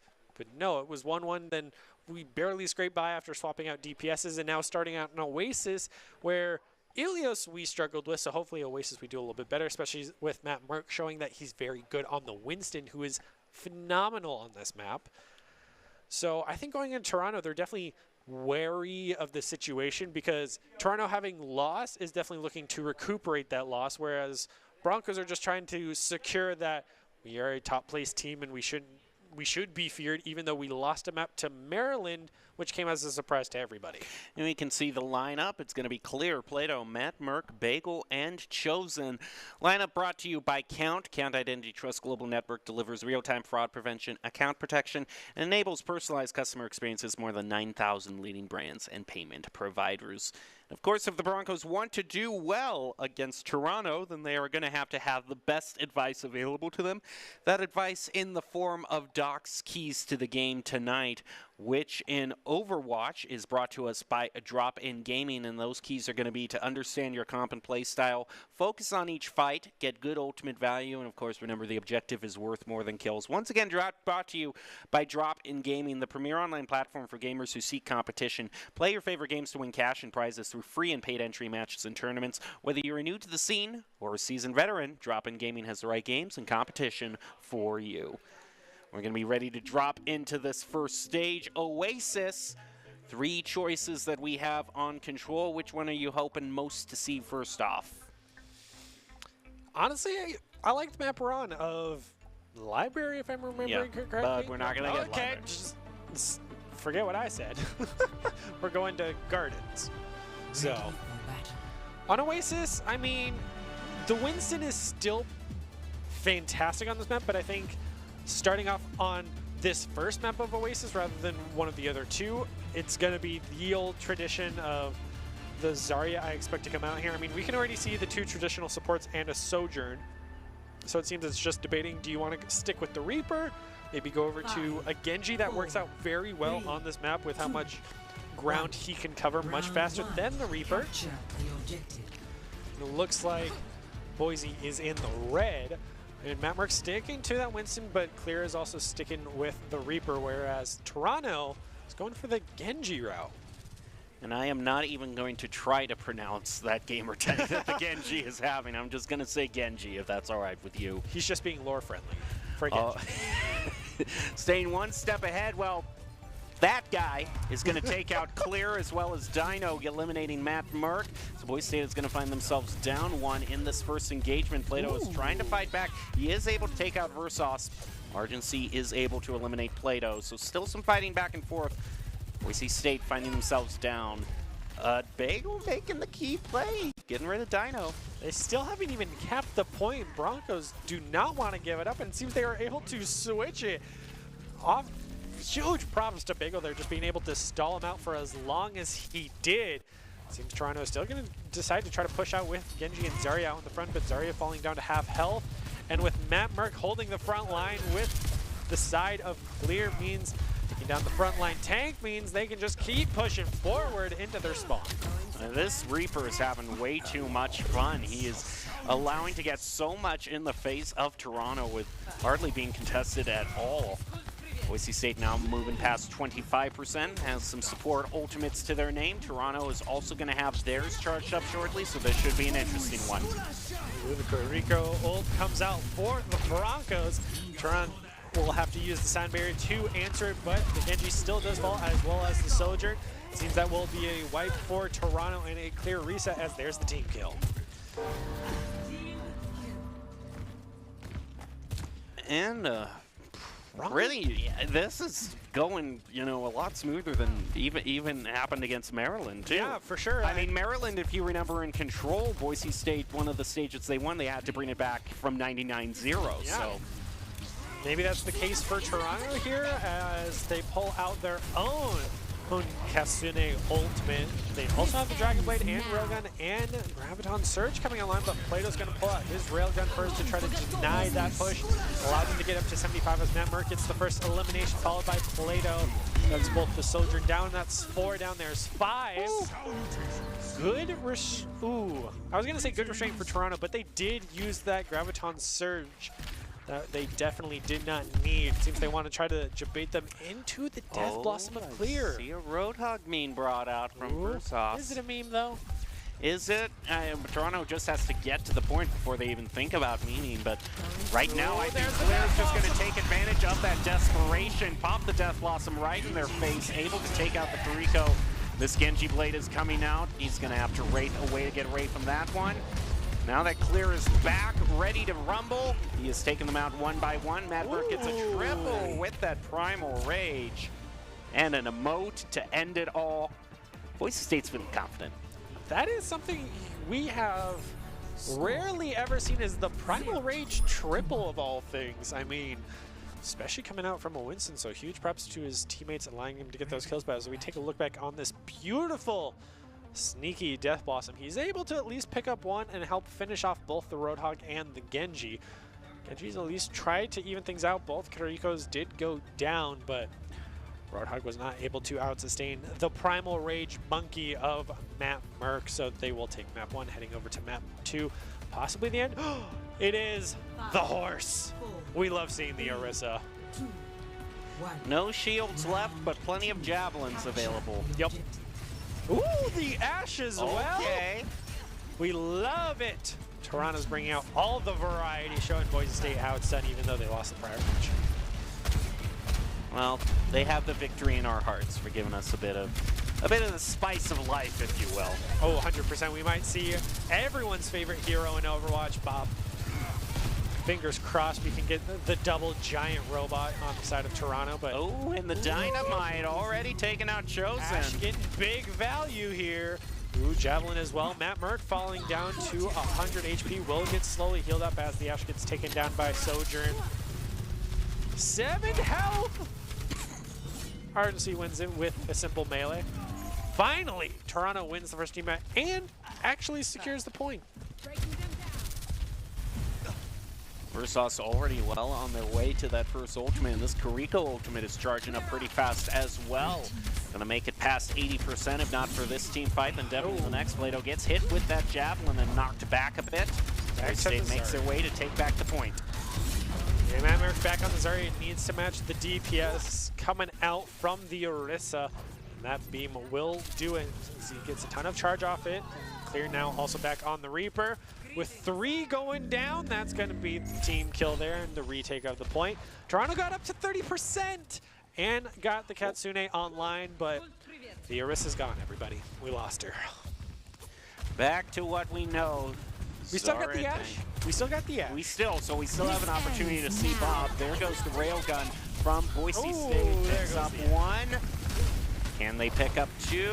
Trying to put some more damage on, and that's going to wear out. 1 final Railgun shot, and now it's back to left-clicking for Plato. Argency eliminates Matt Merck. So overall, we've had a 1-for-1 trade this engagement. Zarya still continues, but more beautiful Death Blossom coming out from Clear. Able to pick up Dino, but the Zarya is still in the back line, able to pick up Plato, so that's 1-for-1 as Argency will even that out. Now going down himself. I mean, not only that, not only do you get the Death Blossom in 1 pick, but you manage to make them expend their sound barrier as well, which Argency used. And Boise State still maintains control of the points, so on all sides, ult economy, picks, objective, job well done. Boise State also having the ult advantage, not for long, as Graviton Surge coming online for Toronto. Boise State waiting for their opportunity. Can't go for another cheeky. Instead, just going to go straight for the backline. Picks up 3. Only able to bubble 1, but they're able to out-sustain and take down both DPS. Now Matt Baker's Merck's down in as trouble. well. Oh, that was a collapse if I have ever seen. That was the Graviton Surge gone wrong. There was no follow-up for that whatsoever. Had a great start, but Toronto just had a beautiful communication and target prioritization of both DPS went down like that. So Boise had no follow-up, and just like that, they lost the fight and the point, able to at least get up to 79%. So now Toronto's going to try with their own grab, but Plato's able to at least take down Ardency, and the Sound Bear is able to keep them alive as Clear is able to take down the Genji, swapping off the Ashe. Sadly, no Bob in sight. In fact, I don't think any one of the Broncos got caught out by that Graviton Surge. I didn't see anyone stuck. No, they flipped that fight very quickly with Matt Merck back on the Winston, doing work. Clear wants to build it up, but he's scouted out on the flank by the Genji, so he's going to have to back up real quick. But does have Death Blossom online for this final stall, falling down to 30. Oh, he does it again. Kazune! Another juicy Death Blossom, and that does it for Boise State. Team wiping Toronto, and they win the first round. And this was such a good flank here. I mean, he didn't get the kill, but he completely threw off their Genji, who couldn't use the Dragon Blade. Was kept for it until the very end, and then he just Death Blossomed all of them. Yep. Absolutely beautiful. Also, Toronto, and he gets credited with the Death Blossom for once. Exactly. It was not Zarya just beaming alongside. Also, huge props for Toronto, even swapping off the Soldier in the last second, trying to get to point in time. Changing things up has definitely hurt them not being able to get there in time, but we're off to hybrid. This might be the Broncos 2-0 of the night that they were hoping for, but wrong opponent. They were hoping for a 2-0 last round, too, and it didn't work out for them. And judging it by being hybrid and the same stage being chosen most of the time, if it is, in fact, Kings Row, then Boise State is going to have to find a bit of redemption. Yeah, I expect Toronto to definitely pick the map they are most comfortable with. We're not to push yet, so they can't have home turf. So it'll probably be Kings Row. Probably will be. If we could get a little bit of variety, I would gladly take Eichenwald or Hollywood, which would surprise, I assure everyone. But all smiles on stage after a very solid win. Huge props to clear off those beautiful Death Blossoms, showing Gob how it's done. It's all fun and games. But heading into second match, Toronto, having just lost to Washington, definitely is looking for a win here. Because they struggled against Washington from what I heard, because they did go all 3 matches. So they're definitely feeling the... They would have to go all 3 matches again this time to beat Boise State. And Okay, production has just said, guess what? Oh, it's Kings Row. Thank you. No one would have guessed that. No one would have guessed. Yeah, it is Kings Row. What we are all used to, and hey, at least from this angle, you can't tell the time of day has changed at all. So that's good, and oh no. We miss you. Never thought you'd say you miss Kings Row, but... Yeah. I mean, if they're going to make a day, why can't they at least make it, like, themed to British weather and make it cloudy or rainy or, you know, give some ambiance to it? Rain going on during it would be pretty awesome. That would be nice. And very, you know, again, very flavorful. But Overwatch flavorful? But at this point, apparently at this point in the future, Britain is known for sunny skies, which I never thought I'd say. I can't wait till we get a Seattle map and it's just sun all over the place, because that's just how Overwatch 2 works. It takes what you expect it to be and then just changes the time of day and weather. We're going to go visit the giant dunes of Seattle, as we all know and love. I'm definitely not from that area or anything. They're just going to go completely sideways with it and confuse everybody. It'll be great. All right, so as we get into Kings Row, both these teams are waiting to load in.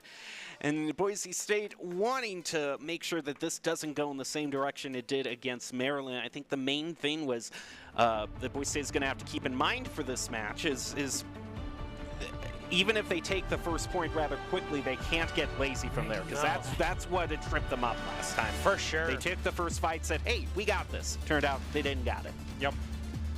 We already are seeing the Winston as well, so I would assume it's Boise in the blue, because we have not seen Toronto bring out the Winston of their own.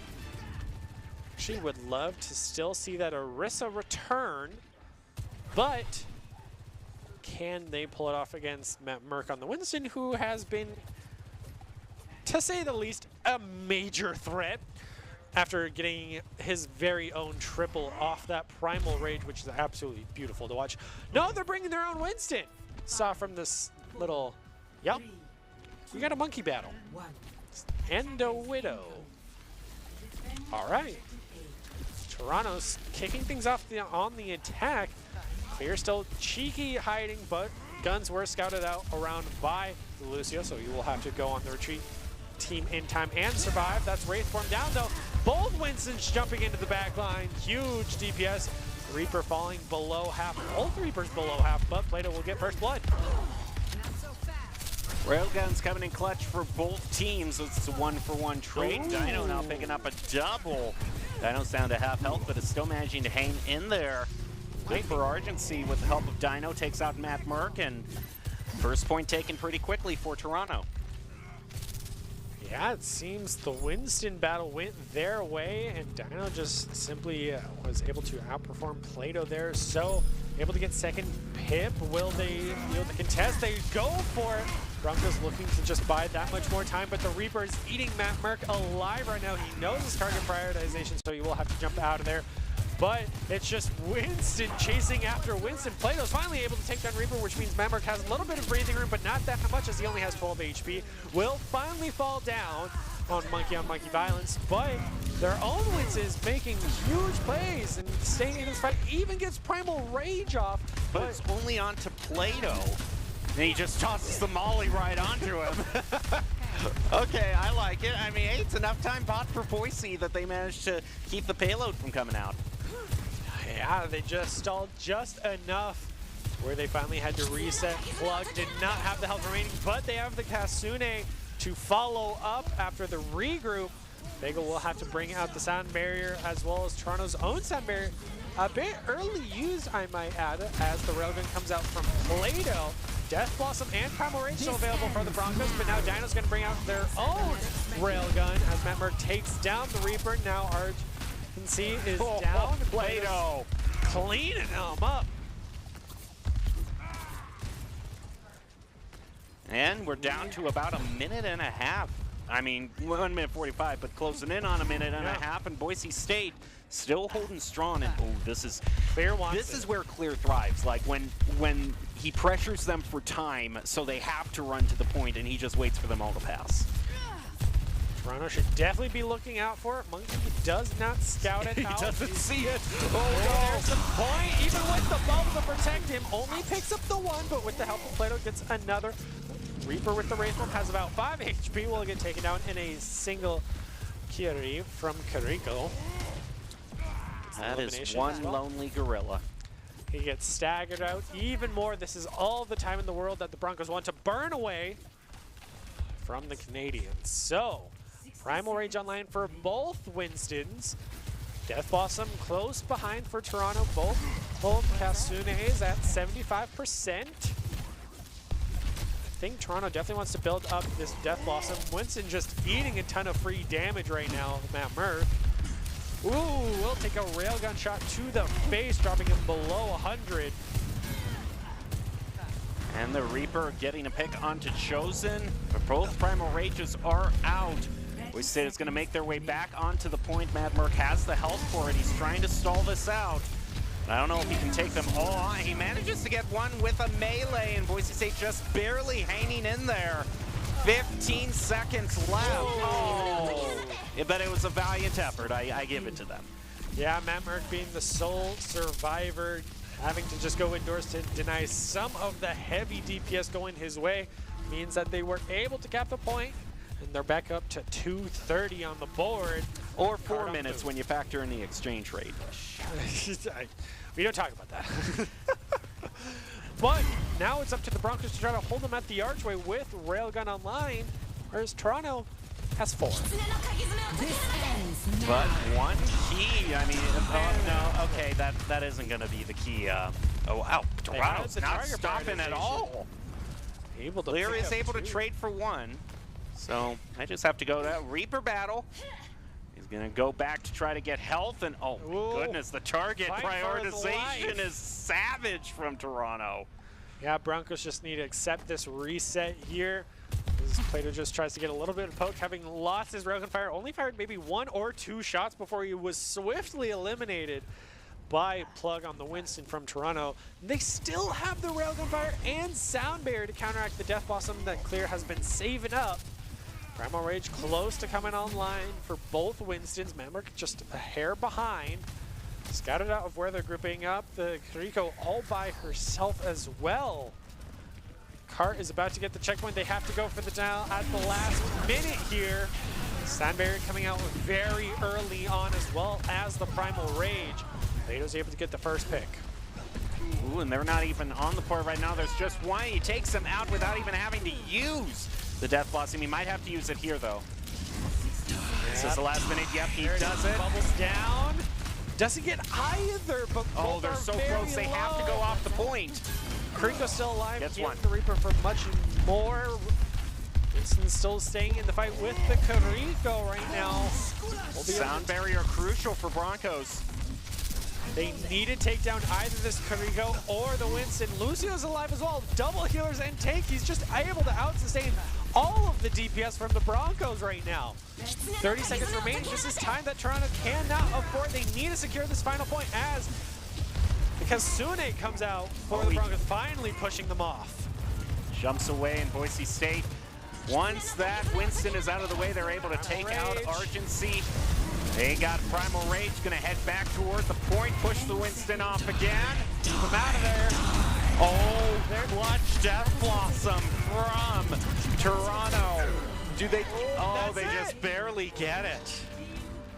Broncos held on for so long. Once again, getting to overtime and just barely losing it out. Death Blossom definitely saved Toronto in this fight. So now, with all of it being the indoors fight, Plato's once again the only one with an ultimate on his squad of the Railgun Fire, but he's going to have to be ready to deal with the counter Railgun and Primal Rage as it comes out. Primal Rage in the backline going immediately in on Plato. Knows his top prioritization here, but he's falling very low. And a single Railgun shot will take him down. Now he brings out the Railgun with no tank to block it. Throws out the Molly. Trying to get some chip damage, and that's a right click you want to see. Able to pick up one, falls down to 14. Is finally able to heal back up, so Broncos sustained, but Cart did get halfway. It's all going to come down to just one more team fight. This is the one that decides it, and in terms of ultimates, Boise State is a bit closer. Have the with a stagger like that too. This is definitely huge. The leg up they need right now. But with only the support ultimates being close, Clear's getting closer to that Death Blossom, which could be the game changer. It's just going to be up to Toronto to keep their Winston alive as he falls below half health, finally gets up to full health and jumps onto the card, so he's contesting, pulling the Broncos back. But Plato falling so very low. Clear gets the elimination, might spell doom. They just need a contest. They can only poke for someone. Clear's looking for the death block. It's so very low. But a emergency time sound barrier coming out from Argency will keep the team alive. Now the Katsune coming out, but Plato is able to deny at least one member surviving for much longer. That is going to do it. They just outlast sound barrier. That is Toronto kept to just 2 points in attack. That is huge. Broncos struggling whenever it came to those last bit checkpoint matches, but Toronto's able to just barely edge him out and get to it. So they got halfway on that second checkpoint, but it's up to the Broncos to beat him and not be in overtime. Well, the point is that this can't possibly go to overtime now, since they denied Toronto the 3 points. It's winnable right here and there for Broncos. which is something we don't often see on Kings Row. I know. Kings Row favors itself toward overtime. So can they get to that checkpoint and halfway? But also, can they win the first team fight and get the control point faster than when Maryland did? Broncos were able to saw out Maryland for a little bit. Not as long as they definitely would like, but still came down to that final fight. So, and Toronto replicated. It seems Winston might be taking the place of Zarya right now because the damage output between the, do you see what I see? I see a Roadhog. That's But right. they might be teasing us. They've done it before.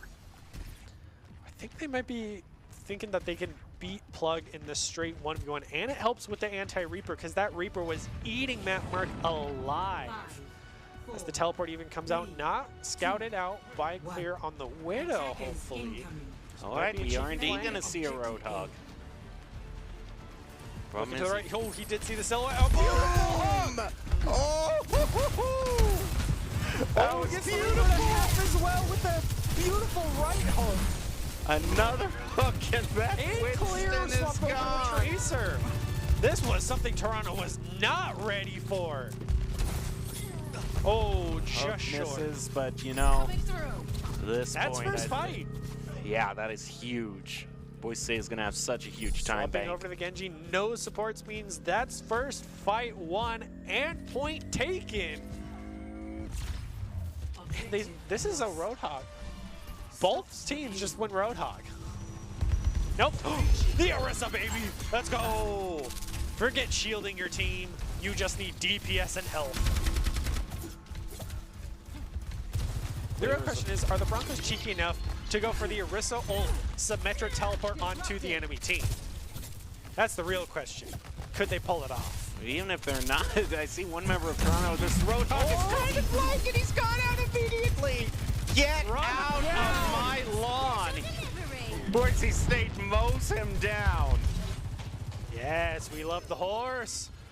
Rich Rad has a smile from ear to ear, if you were here. Ryan, unintentional, but I'll take it. Huge distance taken right now. Even two people on cart to just capitalize on that distance right now. 5 minutes for There's- the Broncos timer. There's Matt Merkel live having fun on that Orisa. He's not going to be the only one having fun for the Broncos because they have 2 ultimates. Plato having this railgun and the Kariko also ready. Full hog online. And Toronto have their own flashy Roadhog plays. Kafune comes out. But no real pressure behind it except for the railgun from Plato. Clear gets eliminated though. Nice hook. Coming out from Plug. Both DPS down for the Broncos, but it seems that they still want to try to sustain. Instead, they just will give up all the space. Go for the regroup. I think they have a little bit of time to give up here. They do. Oh, well, that's going to be a little bit more time they have to wait. Because Oh! another hook. Maybe Matt Merck swapped off the hog too fast because with Maybe. him gone, Versos is putting some steady staggers onto the Broncos. Clear now even bringing out Cassidy. Wow. It's been a while since we've seen him. No stun, just a grenade that does more damage. But you know what? It's like you said with the Orisa. Who needs anything when you have DPS? More DPS. Oh, nice javelin onto the Karigo in the backline, but did not scatter the Roadhog in the backline. Instead, ults on point and picks up one, but the whole hog in the backline will trade out. Both soldiers are down. One support for each, but Broncos still have both of theirs with the Katsune, and that's the checkpoint. For as good as Versos's hooks have been, I almost wonder if he's putting too much faith in them because Yep. it almost looks like consistently he's going for a flank hog approach, which is something that lends itself better for when there were 2 tanks. But if you're the main front line, then going flank is a risky Definitely proposition. missing Overwatch 1 right now, but Broncos are closing the gap right now, which means Toronto needs to close this gap with the Dragon Blade and Sound Barrier. No one's even contesting. Just go for the fight, and they don't even touch it. Oh man, and Boise Smile and State wave. wins it Smile and 2-0. Wow, and Bagel's gonna get the play of the game, support play of the game as Lucio. We love to see it, even in the final moments of the first round. Solid assist on every kill possible thanks to the healing, so. Well, the match Boise State was most nervous about, they ended up sweeping. It was the Maryland match that gave them the most trouble. Funny how stuff like that can work out, but congrats to the Broncos for winning their match against University of Toronto. Win for the Broncos, a positive end for their ABC season, and set themselves up pretty well now, finishing the season with 8-2. Yeah. They're going to be going into the playoffs, you know, with some good expectations, hopefully. Yeah, definitely a force to be reckoned with here. And I think they have to be very happy about it. It seems the swap off Goblin to Plato definitely helped in strides. Matt Merck swapping off the Zarya also did phenomenally. And I definitely huge highlight on the Winston play of teammates or opponents recognizing it and trying to pull it off themselves. And we got some interesting Winston battles in Overwatch 2 that we almost never get to see. Even I believe we saw every tank but the Reinhardt in this ABC 2 game, so I'll take the variety. It was fun. Yeah, we had a fun time. Now, you kind of already hinted toward it since you were mentioning everyone on the team, but we got to give our picks for the player of the game.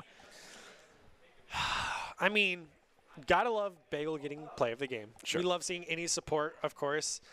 I gotta give it to Matt Merck. I think either Matt Merck or Plato. I think the swap onto Plato from Gob definitely helped the Bronco push forward. Oh yeah, clear on Reaper. This, it was beautiful. It was absolute. He destroyed Toronto's hopes and dreams so many times with the Death Blossom, or just using the shotguns. He was consistent on this Reaper again and again and again.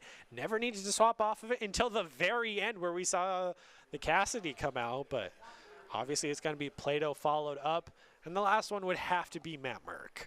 You would think, but they might give it a Bagel. Could be Bagel, but with how strong Matt Merck was in the front line. Oh, yeah. It seems Overwatch 2 will consistently be tank and buff DPS. Yeah, that is the name of the game. It sure appears so. And this was a great primal rage by Matt Merck. We were focusing so much on clear on the Reaper, but Matt Merck just, and that's slyly what they got of. Yeah, so who? Are you still going to go with? Who are you going with? I would go with Matt Merck. Okay, if you're going with Matt Merck, I'll go with Clear. I think that's a fair bet. Those Reaper Death Blossoms were peak, especially since he got so many sneaky ones off that finally the team's wised up to it a little bit. Hey! There you go. You get your wish. Clear is going to be the player of the game. Again, such great performance. Well, of course, great performance on the Sojourn. It's Sojourn, but you need a lot. But you also need a lot of skill to land those railgun shots, and he was great at that. And also just had some intense Death Blossoms right in Toronto's face. He's going to be the player of the game, brought to you by Idaho Central Credit Union, who believes a great player makes a team more successful, just like how Idaho Central helps its members achieve a financial success. Clear is going to be your ICCU player of the game. One final play, and not even needing the Death Blossom here, just chasing everybody down, doing work as a DPS should. And an all-around great victory for the Broncos. Well, do you have any final thoughts before we close out Overwatch for the night? I definitely want to praise how well Boise was able to adapt and overcome the trials and tribulations of the first match and come back with a clean 2-0 victory against Toronto, an opponent that was kind of a mystery. So they came out of it on top, and I hope to see it continue in the rest of the Overwatch we have in the coming week. Well, we'll leave you with the top 5 plays of the game, brought to you by the Idaho Army National Guard, who invites you to take your impressive critical thinking skills into real time.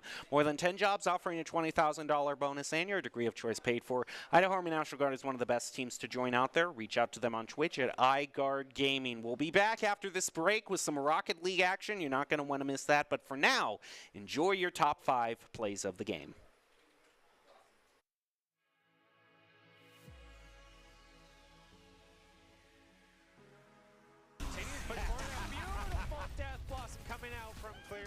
Able to pick up Dino, but the Zarya is still in the back line, able to pick up Plato, so that's 1-for-1 as RC will even that out. Now going down himself.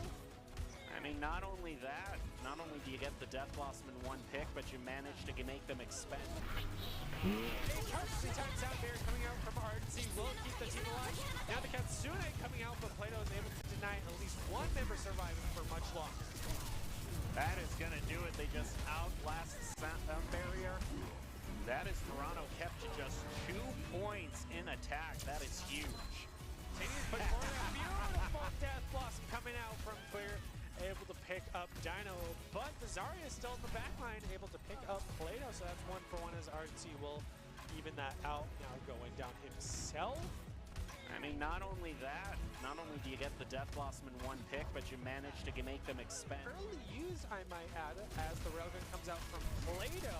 Death Blossom and Primal Rage still available for the Broncos, but now Dino's going to bring out their own Railgun as Matt takes down the Reaper. Now RNC is down. Plato cleaning him up. Think about meaning, but right now I think Claire's just going to take advantage of that desperation, pop the Death Blossom right in their face, able to take out the Fariko. This Genji Blade is coming out. He's going to have to rate a way to get away from that one. Now that Clear is back, ready to rumble, he has taken them out one by one. Madberg gets a triple with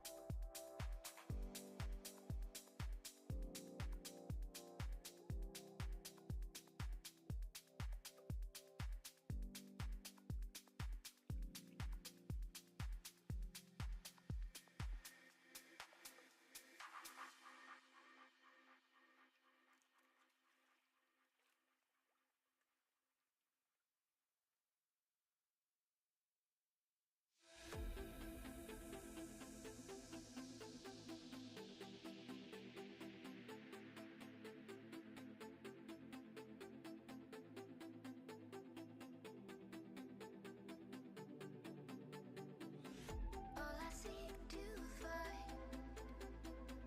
Is a world that's mine. Need a place to hide. Will you free my mind? Following the light of a world that's blind. In your eyes I see there's a place for me.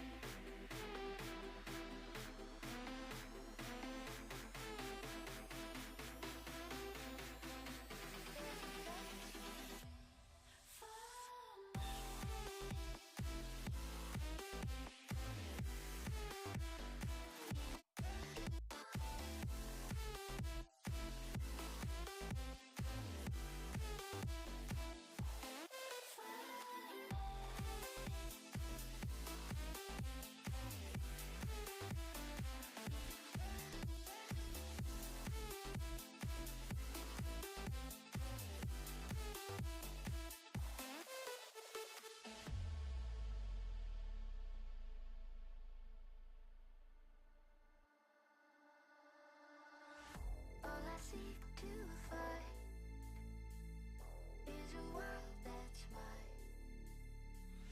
Need a place to hide. Will you free my mind? Following the light of a world that's blind. In your eyes I see there's a place for me.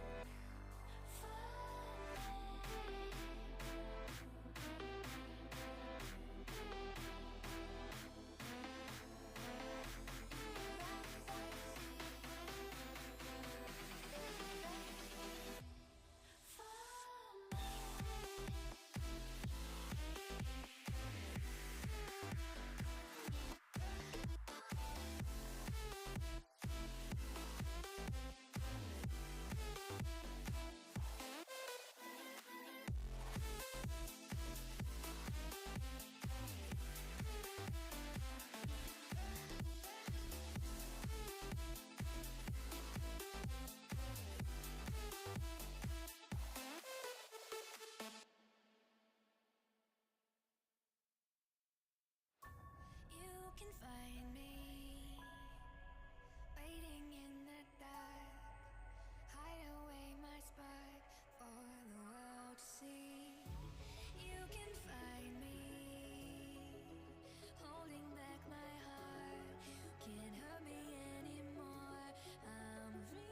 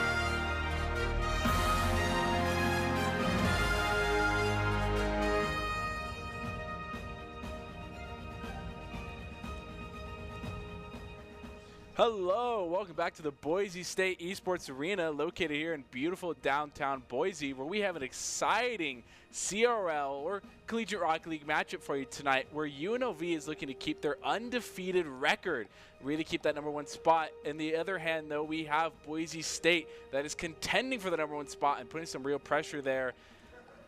It's an exciting matchup that we have tonight here. But as always, hello again. I'm your host, Colin Junkin, and joining me on desk is Brandon Bear. And we have a good little matchup for it tonight. We have a lot of tensions in the arena. As a former player yourself, you've probably been put in a situation or two where you've felt the tension a little bit. Especially where the prior team was not able to get to this position. So now you're in brand new territory. And so it's definitely a huge undertaking. And you're fighting the only team to maintain undefeated stat this entire season. And so you're fighting for first place at this point. And so it's like everyone's just coming here is like, can they do it? We're about to find out. I mean, the predictions we had here on desk was 3-1 to somebody. It wasn't team specific, but it's just going to go 3-1 because this is only a best of 5. Where a lot of these bigger Rocket League matches are best of 7s, cutting it down, so a bit more on the wire. Yep. And with UNLV being a stronger team as well, having our history of playing CC as well, in the very first game of the CRL in week 1, we lost to them in a 3-0. But then UNLV just Wednesday 3-0'd them. So it sort of put a lot of contention of CC and UNLV are always those teams that were head-to-head of always being, CC's #1, UNLV's #2. But it sort of puts a little bit of everyone on a spin of like, whoa, where are we going here? But, as we were talking about before, Collegiate Rocket League, CRL, is a 3v3 soccer format. Best of 5, single elimination, and a 16-team round robin. So both these teams are on their final game of week 5, and this is what we really mean of it determines who's going to take that 1 spot. But to help our players take that #1 spot, they need to pay attention to Doc's keys to the game. In Rocket League, it is to create mistakes, punish a double commit, don't overstay your welcome, bump opponents to disrupt, create a little demo, create a little chaos. And Doc's keys to the game are brought to us by Drop-In Gaming. Drop-In Gaming is the premier online platform for gamers who seek competition, play your favorite games to win cash and prizes through free and pay entry matches and tournaments. Whether you're new to the scene or a seasoned veteran, Drop-In Gaming has the right games and competition for you. To begin your competitive journey, go ahead and sign up at dropingaming.com. Wow. And sort of looking at this beautiful matchup graphic, we're reminded of our matchup of Boise State versus UNLV, and probably heading quickly into this match.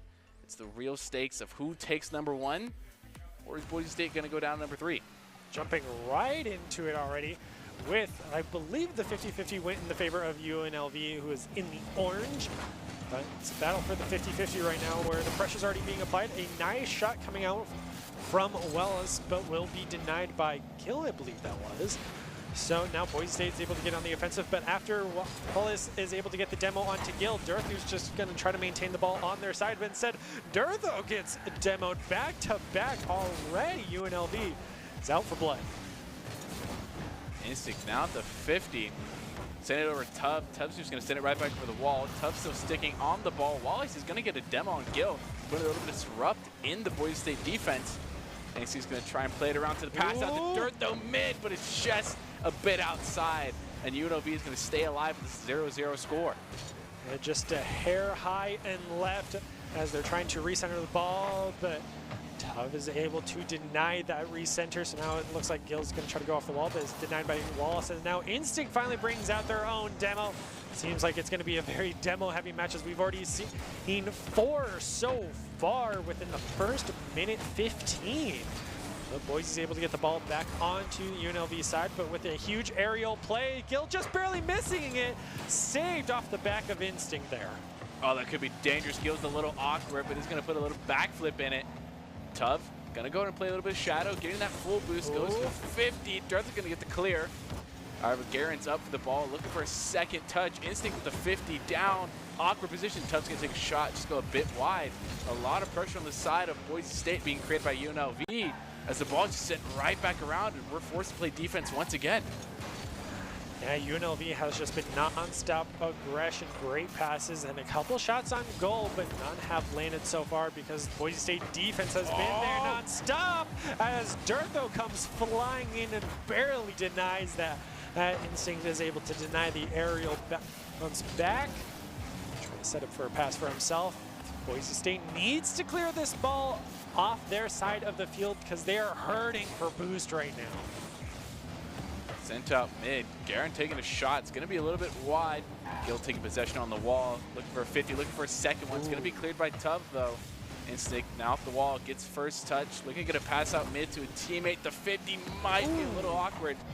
Durtho now on the ball. Playing off the ceiling. Wale still sticking with the ball, but Gil's going to get a good clear. Tuv's just going to be right back there to contest. Bronco struggling to get the ball past his mid marker as Gil finally he will get demoed by Wallace once again. Durthus tries to bounce it off the wall and pass it to his teammate. Does not make it, is intercepted by Wallace. Still trying to clear the ball at the corner, but he is able to kick it right back. If a teammate was there, they could have scored it, but they were rotating, getting boost as the management has just been non-stop aggression. Finally, the Broncos are able to clear it over to UNLV side. Let's just see how long they can maintain it there. The ball is back in the center. Durtho looking for a pass out. Instinct isn't going to find any success with it. Durtho's going to miss the touch off the ceiling. Gil trying to get it around Wallace, doesn't get it. In a little bit of a danger zone. Tough shot. Durtho the save. An amazing sequence. Yeah, Boise State defense playing out of this world right now, trying to set up for the shot, but with double defender, Durtho came flying in, unable to make it. But Boise State having no boost whatsoever to get back to defending time might cost them as Durtho runs the interception, and the 50-50 double commit on the ball means that UNLV will get the first goal of the game with only a minute remaining in this first round. That is so detrimental. Just finding this A-B touch of an angle that just barely enough to get around Gil, and that's all it really takes some time, and it's a little demoralizing when the other team, when you put so much work in, the other team gets the first goal, but it's really up to Boise State to keep heading the game and retaliate really with another one. Yeah, they need to get some more demos onto Wallace. Just looking at the accolades and shots alone, this has definitely been UNLV's star player right now after Garen getting that first goal. I think the demos were definitely working in their favor and helping them play a bit more aggressive, trying to clear the ball in mid, but Wallace landing on Instinct in the back lane, denying the defense. Now Durtho's going down as well. That's the whole Broncos wiped. Just got a team kill on Ace in Rocket League, but putting the ball in the backboard. There it is. With absolutely no boost on the backboard. Ain is not able to make a touch to save the ball. I would say UNLV's playing dirty, but it's how Rocket League is played. Those demos working out in strides for them right now. Definitely the aggression that the Broncos are seemingly not used to, just getting taken down all across the board. Gil now the touch. Tuv in the air, stopping the ball before it gets to the backboard. Now making a bicycle kick with about 20 seconds left to play. The Broncos retaliating with their first demo. Ooh, tried to go for the aerial shot, quickly denied though. Gil tries to clear the ball, will win 50-50 over Garen, but Wallace is there with the backup. 7 seconds remaining. Broncos might just have to put it down and go next. Maybe try to score at least one goal for Morals, but ooh, Gil barely keeps the ball in play. UNLV might even try to score a goal, but finally, Durthu will put it down. A very good first matchup, honestly. Going 4 minutes without seeing a goal, just going back to back, and kind of just looking at the stat sheet, we do see a lot of the total shots on the side of UNLV, which is sort of how this is going to be. There was, you know, we don't really need a statistic to tell us that there was a lot of side control on the side of UNLV. They had a ton of pressure towards Boise State, and sort of recovering now in a best of five where you have one less game. You have that. You really have to kind of put it into pressing W key on that gas pedal now before the game really gets away from you. Yeah, I mean, that's the best of five. A lot of these matches, as we touched on, best of seven, you don't have that leeway anymore. It's kind of win either one of the first two games or you're in 3-0 territory, which is something we didn't predict on this desk. No. That's not what we want. We want to see it go the distance, and the Broncos can definitely do that. And with how strong their defense was, the pressure was on, especially in that first match. UNLV looking very good, and I think it's going to be the Broncos keeping a head on a swivel because those demos were coming out of nowhere. Oh, yeah. Wally's just from the back line, quite literally just going 1, 2, 3, and the entire team was gone with no boost to do anything about a little floater in their net. Yeah. You know, It's brutal. Do the Broncos take one out of their playbook? I mean, sometimes that aggression might pay off for them, and already changing up the game because 4 seconds in, rather than 4 minutes, that's the goal. Tuv knowing exactly what to do after getting this 50-50 on the sidewall, disrupting the defender and net, just getting those bumps. Not a demo, but just enough to annoy Instinct and get the ball. Free little open net. Yeah, so 50-50 goes on the side of UNLV. Darthu there with the defense, but Wallace is out looking for blood here. He almost had the shot, just a hair too late to get to the ball and falling. So now Broncos finally able to try to clear it, but denied once again. Garrett tries to go for the shot, but it's just too wide. UNLV has been extremely annoying with just these bumps and demos. But Instinct getting it over one. Tuv, the last defender. This could be it. Trying to fake it out. Dirt though! Hey. First goal for the Broncos in this best of 5. Great double commit because the defenders were not set up in time. So we'll get the first, hopefully of many. Hopefully of many, yes. And with 4 minutes and 23 seconds left, and normal accolades on a lot of side. Wallace is up, trying to find it, doesn't get the double touch. Instinct's gonna go for the counter, the demo from Gil. Not a little boost on Instinct side. Back to back. Instinct following this ball up was not what I expected at all, but making it happen with absolutely no defense in the net for the side of UNLV. Letting the Broncos go up 2-1 very early in the game. We went from having no goals for 4 minutes to 3 goals in the first minute. So it is come alive. Broncos now realizing all is on the line. So trying to secure this 2 lead as the ball is cleared over to their side. Immediately full retreat as Darthu is able to take down Tuv. Clears the ball again, tries to bounce it off the back with Tuv taking a shot, goes a hair wide off the sidebar. Wallace keeping it in, getting the 50 off of Gil, sending over to the side of UNLV. Darthu off the ceiling, trying to make a touch, gets the 50 with Tuv, sending it back out of mid. Instinct off the sidewall, Gil's next to follow up. Hey! 3 back-to-back goals. Also, one from every team the Broncos, no less. I mean, showing UNLV how it's done right now. Coming back with a vengeance.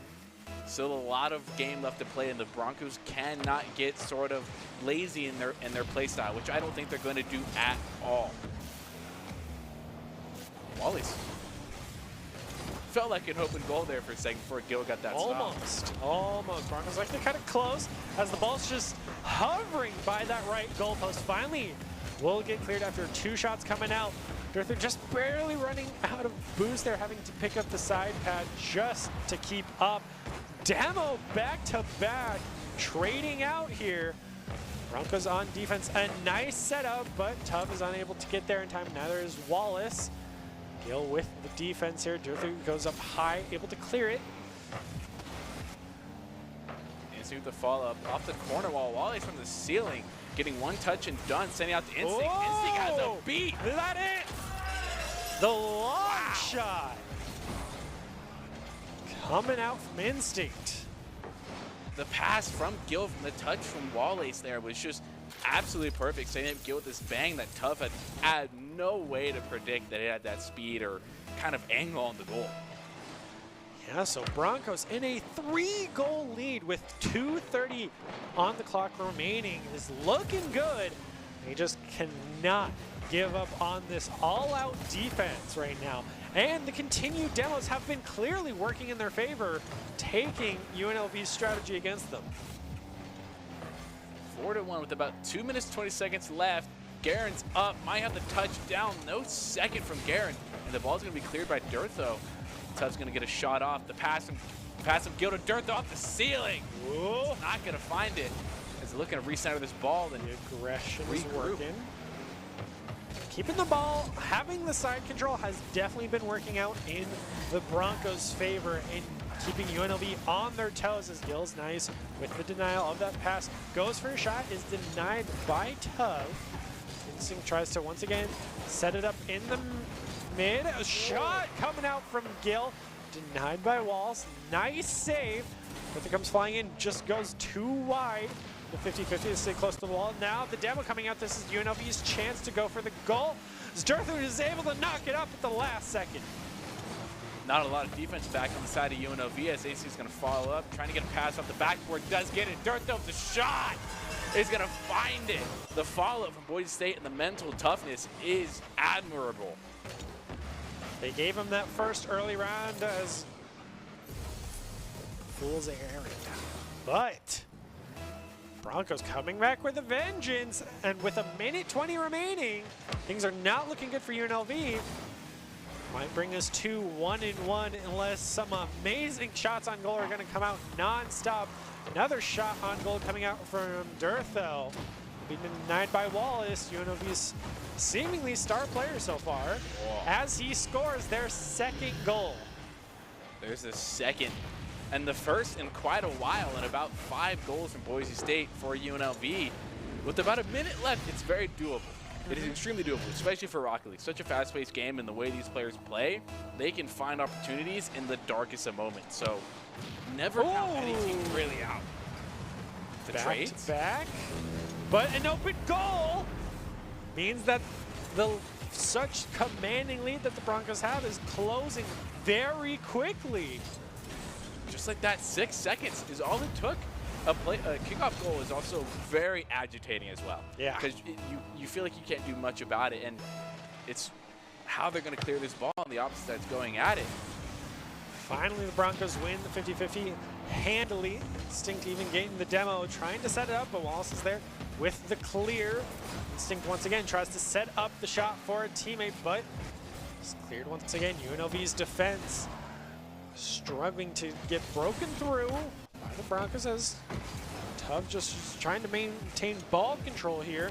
Goes for a shot on goal, high left, and gets it in! What a flip reset off the ceiling is going to find the most unique way to get this. One that Gil nor Instinct could get to in time, and just finding top corner bins. What a shot coming out from Garrett. So in the span of a minute, we went from a 4-goal deficit to 1. Yep. The Broncos struggling to try and maintain this lead as UNLV pulls it together right now. Just need to stay alive for 20 seconds and they will take this round.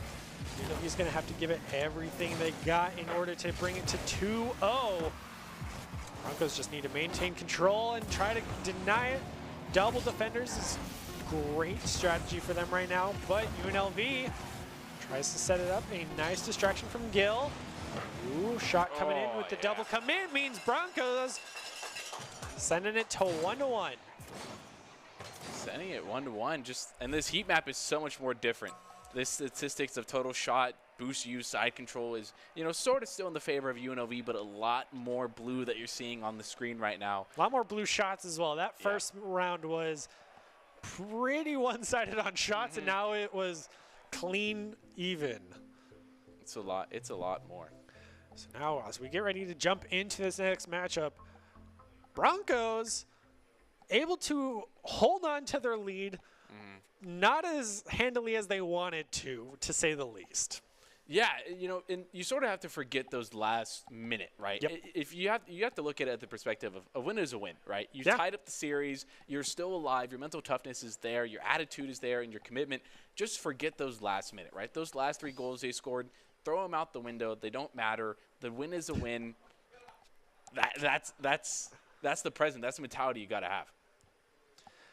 Yeah, so these players maintaining focus, leaning in as we are jumping into round number 3 to try to, I don't want to say break the tiebreaker because it's only 1-1, but that's kind of where we're at. That's in a best of 5, we are guaranteed to at least see Game 4. This might determine whether or not we see Game 5 if we even get into overtime. But an early goal once again in the favor of UNLV. UNLV finding so much momentum off this kickoff goal. It's just such an unfortunate 50-50 off the kickoff. Just sets Garrett up with this just simple little touch into the net, and that's all it really takes. But it's only 1 goal, and it was only 3 seconds. Only 3 seconds. Only. So 50-50 goes straight up but Wallace gets control, and that's, bounces off the top right corner, and saved by the Bell Broncos. Are so lucky that Wallace was just a hair off of it. You know he is fuming after that shot. So Broncos continue this fight right now. Still need to try to clear this board out of the corner. Wallace send it out mid. Dirtho's there, does get beat up by Tuv. Wallace is up, getting for this double touch. Saved by Instinct. The counterattack is on for BSU. Not finding much room, only one defender left for UNLV. Trying to get the demo. Dirtho with the 50 off the ceiling, finding UNLV in an awkward spot. Garen trying to follow up to the sidewall. No more boost in the tank to follow up. An open net. Oh, Instinct is there. Came flying in from left field as Dirtho has a nice shot. Just goes a bit wide to the left. Instinct tries to clear it out into the mid, but doesn't have the right angle. Instead, just sends it flying into the Broncos' own corner. Dirtho able to try and recenter it, but doesn't have the boost. It falls a bit too low to go for that shot. That ball just lost speed unless it was a free net for Boise State. Gil trying to get the 50, Instinct following up on it, trying to get the redirect. Gil doesn't quite get it, giving Wallace the credit for the save. Instinct now up off the midfield, gets a 50 with Garen. Tuv trying to regroup UNLV to put another one on the board. A double commit for BSU out. Wallace out the backboard, send it for teammate Garen with the shot, the double touch. Puts UNLV up 2-0. Nice bounce off the crossbar will go in the favor of UNLV after a much longer time in between goals that the Broncos definitely wanted, but they need to start scoring for their own as we're seeing a repeat here of the first round. Broncos need to get some aggression out, and this has also been the tamest round we've seen in the side of demos. Not a single one yet so far. Which still is, well, just as you call that out. Master's curse, baby. Just an absolute heat-seeking missile Tuv turned into. Instinct trying to carry this ball out. A lot of pressure from the side of UNLV right now. Try to go for another self-bounce goal off the crossbar. Gil just barely missing it too early for that shot. So Instinct now having to play defense. Goes over the heads of both defenders. Means that he might have a shot, but Wallace is there with perfectly placed denial. Though tries to go for the shot, still goes a hair wide to the left. All-out offense has been working out here. The Broncos' aggression, but ball so quickly turned over to the side that both defenders have to clear it out of the corner. Forcing that touch off to the sidewall. Wallace, Gil actually getting a boom of a clear. Isn't going to find any type of shot on net, but Tuv is there to clean it up. Instinct, one more touch on the sidewall to the mid pass. Isn't going to find any success on the goal for that. Dirtho missing the ball. Wallace is there for the shot. Instinct is there to disrupt. Ooh. Gil putting up an effort and a half for the defensive side. Yeah, having to take on two attackers is definitely showing how much these Broncos have had to play defense against UNLV right now. But only a minute 45 remaining for the Broncos to get 2 goals. We know it's completely possible. We saw UNLV get 3 goals in a minute. They just need to get ball control, but losing it just like that. A well-placed angle and shot coming out from Wallace. Means that it's set to 3-0 right now. UNLV is looking to take round 3. The pressure that UNLV had in forcing the Broncos into an awkward position on the defensive side really puts them on our back foot, and that sort of shows that this timeline of goals that we had. 2 50-50s just end in a tie. Finally, UNLV will get side control against the Broncos. Broncos just need to look out for an opening in this defense of UNLV right now. Not able to find a powerful enough clear or keeping possession of the ball long enough to really kind of contest UNLV's possession. Back-to-back demos now. UNLV is going back to their roots that won in the first game. There's a third. And the 50 from Garen putting Instinct out of play. The pass to the sidewall. Dirtho trying to get a read, doesn't get it. Sticking with the ball. Instinct trying to clear the ball, but Wallace is there. Outside of Instinct. Instinct going for a nice shot, knocked up by Garen, but Dirtho's there with another recenter. Gil goes for it, but with a double defender setup. This is the Broncos' aggression we want to see here. Dirtho off the sidewall. No BSU player able to make an attacking attempt. Instinct back to clear it. Gil finding himself in the UNLV half. Dirtho with a lot of possession here, up off the wall, looking for a second. Ooh. Tubb is going to make an amazing defensive effort. He's trying to maintain control of that ball so the Broncos can make this goal and finally at least have one on the board here. But UNLV is not going to give them an inch.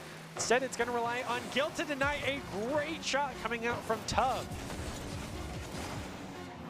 Dirtho missing quite a bit here, leaving Gil last to play. And with that, the clock turning down, there's no chance for Boise State to make a comeback in Game 3 here, but it's not the end-all be-all for Game 3 right there. You are putting match point, a little bit of pressure. This is where the prediction on desk comes into play because we predicted that this game is going to go 3-1.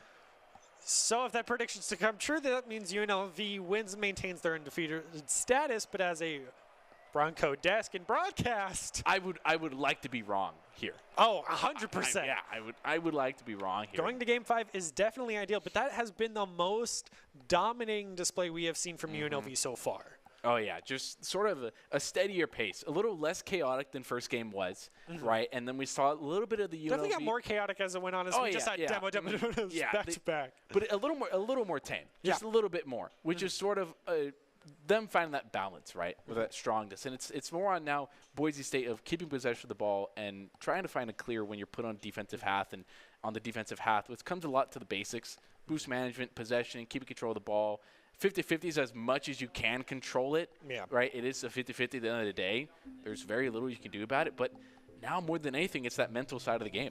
Rocket League and most video games are mental, especially when you're down at match point. Yeah, and that being match point, you have to play like it's the last game because it could be. And so you also have to watch out for UNLV getting a 3-second goal so early on. These early 50-50s, we can talk about it all we want, but it's so important. But it looks like the Broncos almost had it bouncing off the right goalpost of UNLV. Almost had such an early goal of themselves, which would be so key. A nice setup here, bouncing off the crossbar. It's hovering right on the edge of the goal, but unable to secure it. Broncos trying to look for some quality touches out here. Tubb with the wall defense is going to fake the touch, get it over Gil. Finding Dirtho on the back foot of defense. Wallace! Beautiful defense coming out from Dirtho right at the last second and keeping it out of the corner. Now Gil denying it once again. Dirtho's trying to find any bit of opening here. I believe this is Instinct up the sidewall. Tubb now to take possession. Ooh, nice setup, but then no one was there to follow up. As boost management has just been a struggle for both of these teams right now because it's been all out aggression and pushing the other teams to their limits. Gavin and Tubb being almost at, actually the entirety side of UNLV being almost at an empty tank. Only one person has boost right now and they only have 12, a single pad of pickup. Finally, they will pick up a full 100, but Broncos at least able to maintain side control right now. Not for long, as UNLV is going to send it over to the BSU side. Ooh, Dirtho's only got nice one more win. opponent to beat. The 50-50 and loses the next one, but has Gil to at least follow up as well as Instinct. Try to clear up top. No one is set up in the mid for that shot, so Gil will clear. Dirtho denies Wallace that as well. Ooh, nice setup for Instinct, but goes to the left. Gil up, trying to beat Garen, does get a beat, sending off to the sidewall. Dirtho sending it back up. Instinct's now up, off the sidewall, not putting a shot on net. Tubb missing the commit. Dirtho send it back off the sidewall. Wallace putting the ball a little bit of center. Could be dangerous. He doesn't have the boost for it. Ooh. Will run out of steam about 2/3 of the way there. So now Tubb will have to try to pick up that aerial and carry it through, but gets stuck in the corner. Which means Wallace needs to try to clear it out of this corner. Tries to send it into the mid for someone to take the shot. Looks like it will be Dirtho. Nice shot on the corner. Wallace is there with the denial, though. Gil tries to recenter, but Garen is there with the denial to send it flying to the Broncos' goal. Dirtho misses the denial. Gil with the defense. Denies the shot, but now first demo of the round coming out onto Instinct. Could spell first goal as we're just now getting to the last 2 minutes. UNLV gets one. Just about a minute longer, it would have been very similar to game 2, but Yeah. Wallace getting really good flip reset there, setting up Guarantees just get a really good 50 that plays all in the favor of UNLV. About 2 minutes left, only 1 goal. Nothing really to be confident about on the side of UNLV. You're definitely feeling nervous, but Boise State definitely needs to find the W key and the gas pedal and find a goal here to equalize it. They got 2 minutes to make it happen. Ooh, a nice attempt there, but Wallace just was slightly able to outboost him, deny that shot. Broncos just now losing side control. Nice bounce back to goal. It's gonna be for Tuv, I believe. Back-to-back goals for UNLV. Things are not looking good for the Broncos right now. Having a whole lot of pressure on you, both in the game, on the pitch, and mentally, is sort of put a little bit of barrier on Boise State's ability to put one in the net and find any kind of relief. Tuv is up for this. No backboard defense. Whoa. Does put it down. Wallace might find one. Doesn't get it. Boise State defense coming in clutch here. The pass out mid. Might find it. Garrett. Garrett now has 3 goals, I believe, here, and UNLV really securing this, but we know in the final minute it's possible. Oh, yeah. We've seen UNLV pull it off, so can the Broncos replicate it themselves? I think the best way to do it here is go for those demos. Broncos don't have a single one, whereas UNLV has 3 of their own. It worked in game number 2. The demos and the aggression was able to off-put UNLV's own strategy that they seemingly were not ready for. But Broncos just being ran over right now, struggling to find a footing. Could find an open net now. Instinct not open anything on. Getting shot credit though. Gil trying to recenter it for teammates. Not going to find anything favorable. Dirtho missing the commit. Instinct now forced to play off the wall. Dirtho looking for a cheeky little pass back down to Instinct. There it Instinct is. the demo. This could be the relief moment that Boise State's looking for. Just got to keep the pressure on Max. Dirtho getting one beat, getting the reset off the ceiling. Wallace is going to get a good level of backboard defense. Wallace with the denial for Gill's setup. Instinct tries to go for another one, but Garrett's there with the denial and the demo onto him. But at least Gill's there to deny the shot on goal. Tubbs tries to set up in the mid. Instinct goes a hair low, but has a teammate to recuperate for it. Gill goes for the disruption rather than the ball, giving the possibility for Dirtho here. Seconds. And Instinct's there, but it's a bit early on that shot, so now it's up to Gill on the defense to try to keep things alive. 5 seconds remaining. Looks like UNLV might take it.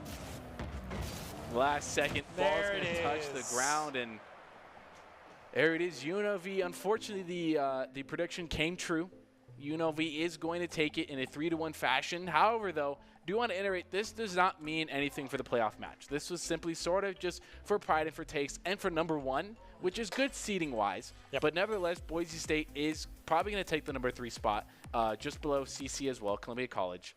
And in turn to that, not only having a good match, we also have this December, Boise State Esports is partnering with Idaho Central Credit Union and Idaho Food Bank to host the Giving Games charity tournament. Gamers will compete for glory, but the ultimate winners will be the neighbors facing hunger who will receive nutritious food for meals thanks to the contestants and spectator support. For every $1 donated, the Idaho Food Bank can provide food for up to 4 meals. For more information on how you can watch and support, go to boisestate.edu/esports/event/Giving Games 2022. At the little bit of a heartbreaking defeat coming out for the Broncos here tonight, UNLV remaining undefeated and taking the number 1 seed spot, which in CRL was done recently last semester as well, but is nonetheless an impressive feat to hold as well. Yeah, it just goes to show how much they've committed to maintaining the spot and how well they've just gotten at the game. And I think it just goes to show who they have different play styles, not just solely relying on all-out aggression on the demos, which we saw in Game 1 did get them that advantage, but Broncos were still able to get the goals. So at least Broncos were able to take a round off of the undefeated team. I think that's something you definitely want to take away is we weren't 3-0'd. We took something away from them and applied the pressure. So they well-deserved 3rd or 2nd seed, whichever they get. and not playing this team very much at all. The last time we played UNLV, which was a similar team, was last semester. So there was not a whole lot of background or a whole lot of knowledge to work off of as well, more than less like we've had with other teams similarly in our Western Conference. But to sort of tie it all up together, the Western Conference is set. The 8 teams that are moving on to secure that, with UNLV taking first, Columbia College is going to be taking second, and Boise State will most likely be taking third place, which actually before this match actually happened, in a very close match, just being tied down to differentiating points, Missouri S&T secures the number 8 spot, clinching their playoff round. So the stage is set. The stage is set. The stakes are there. So this game, throw it out the window. It doesn't matter. The real chance happens at playoffs now. That's the games to keep. That's where pride and glory. And now you have something to all go VOD down. review off of and take as many notes as possible. As how can we break this apart, tear it open, and utilize it? Use that as nothing but motivation for your players and to move forward nonetheless. And then any other ending remarks for us? I think we stated it all. I mean, it's definitely you have resources at your disposal now of how to combat this opponent going into it next. So I think Broncos this isn't the hardest loss that they've ever suffered. I mean, 3-1, we predicted on desk out of a best of 5, I think is probably the best you could ask for going up against 8 undefeated opponent. I mean, it's a mountain to climb and they did their best, but now you have resources to combat it going into it next time around. So heads up. Nevertheless, a quality match that we had, and I know I had fun on desk casting it. I imagine also the fans that we had were a blast as well. And, we go again next time around. But we are going to leave you here tonight. But don't forget that playoffs are the 18th of this month as well. So we're going to go ahead and leave you the top 5 presented by the Idaho Army National Guard, who invites you to take your impressive critical thinking skills into real time with more than 10 jobs offering $20K bonuses and a degree of your choice paid for. The Idaho Army National Guard is the best team out there. From all of us at Boise State and our players as well, we thank you, and go ahead, check out with us.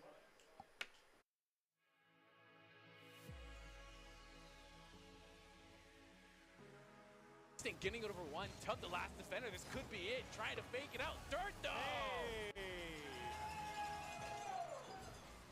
First goal for the Broncos in this best of 5. Great double commit because the defenders were not set up in time. So we'll get the first, hopefully of many. They can maintain it there. The ball is back in the center. Just looking for a pass on instinct. Isn't going to find any success with it. Durtha's going to miss the touch off the ceiling. Gill trying to get it around Wallace. Doesn't get it. In a little bit of a danger zone. Tough shot. Durtha the save. An amazing sequence. Yeah, boys. Doesn't get the double touch. Instinct's going to go for the counter. The demo from Gill. Not a little boost on Instinct side. Back to back. Instinct following this ball. It was not what I expected at all, but making it happen with absolutely no defense in the net for the side of UNLV. Inside the UNLV, Durtho off the ceiling, trying to make a touch, gets the 50 with Tubb, sending it back out of mid. Instinct off the sidewall, Gill's next to follow up. Hey! 3 back-to-back goals. Also one from every team. Yeah, the Broncos, no less. I mean, Wallace from the ceiling, getting one touch and done, sending out to Instinct. Instinct has a beat. Is that it? The long shot. Coming out from Instinct. The pass from Gill from the touch from Wallace there was just absolutely perfect. Setting up Gill with this bang that Tubb had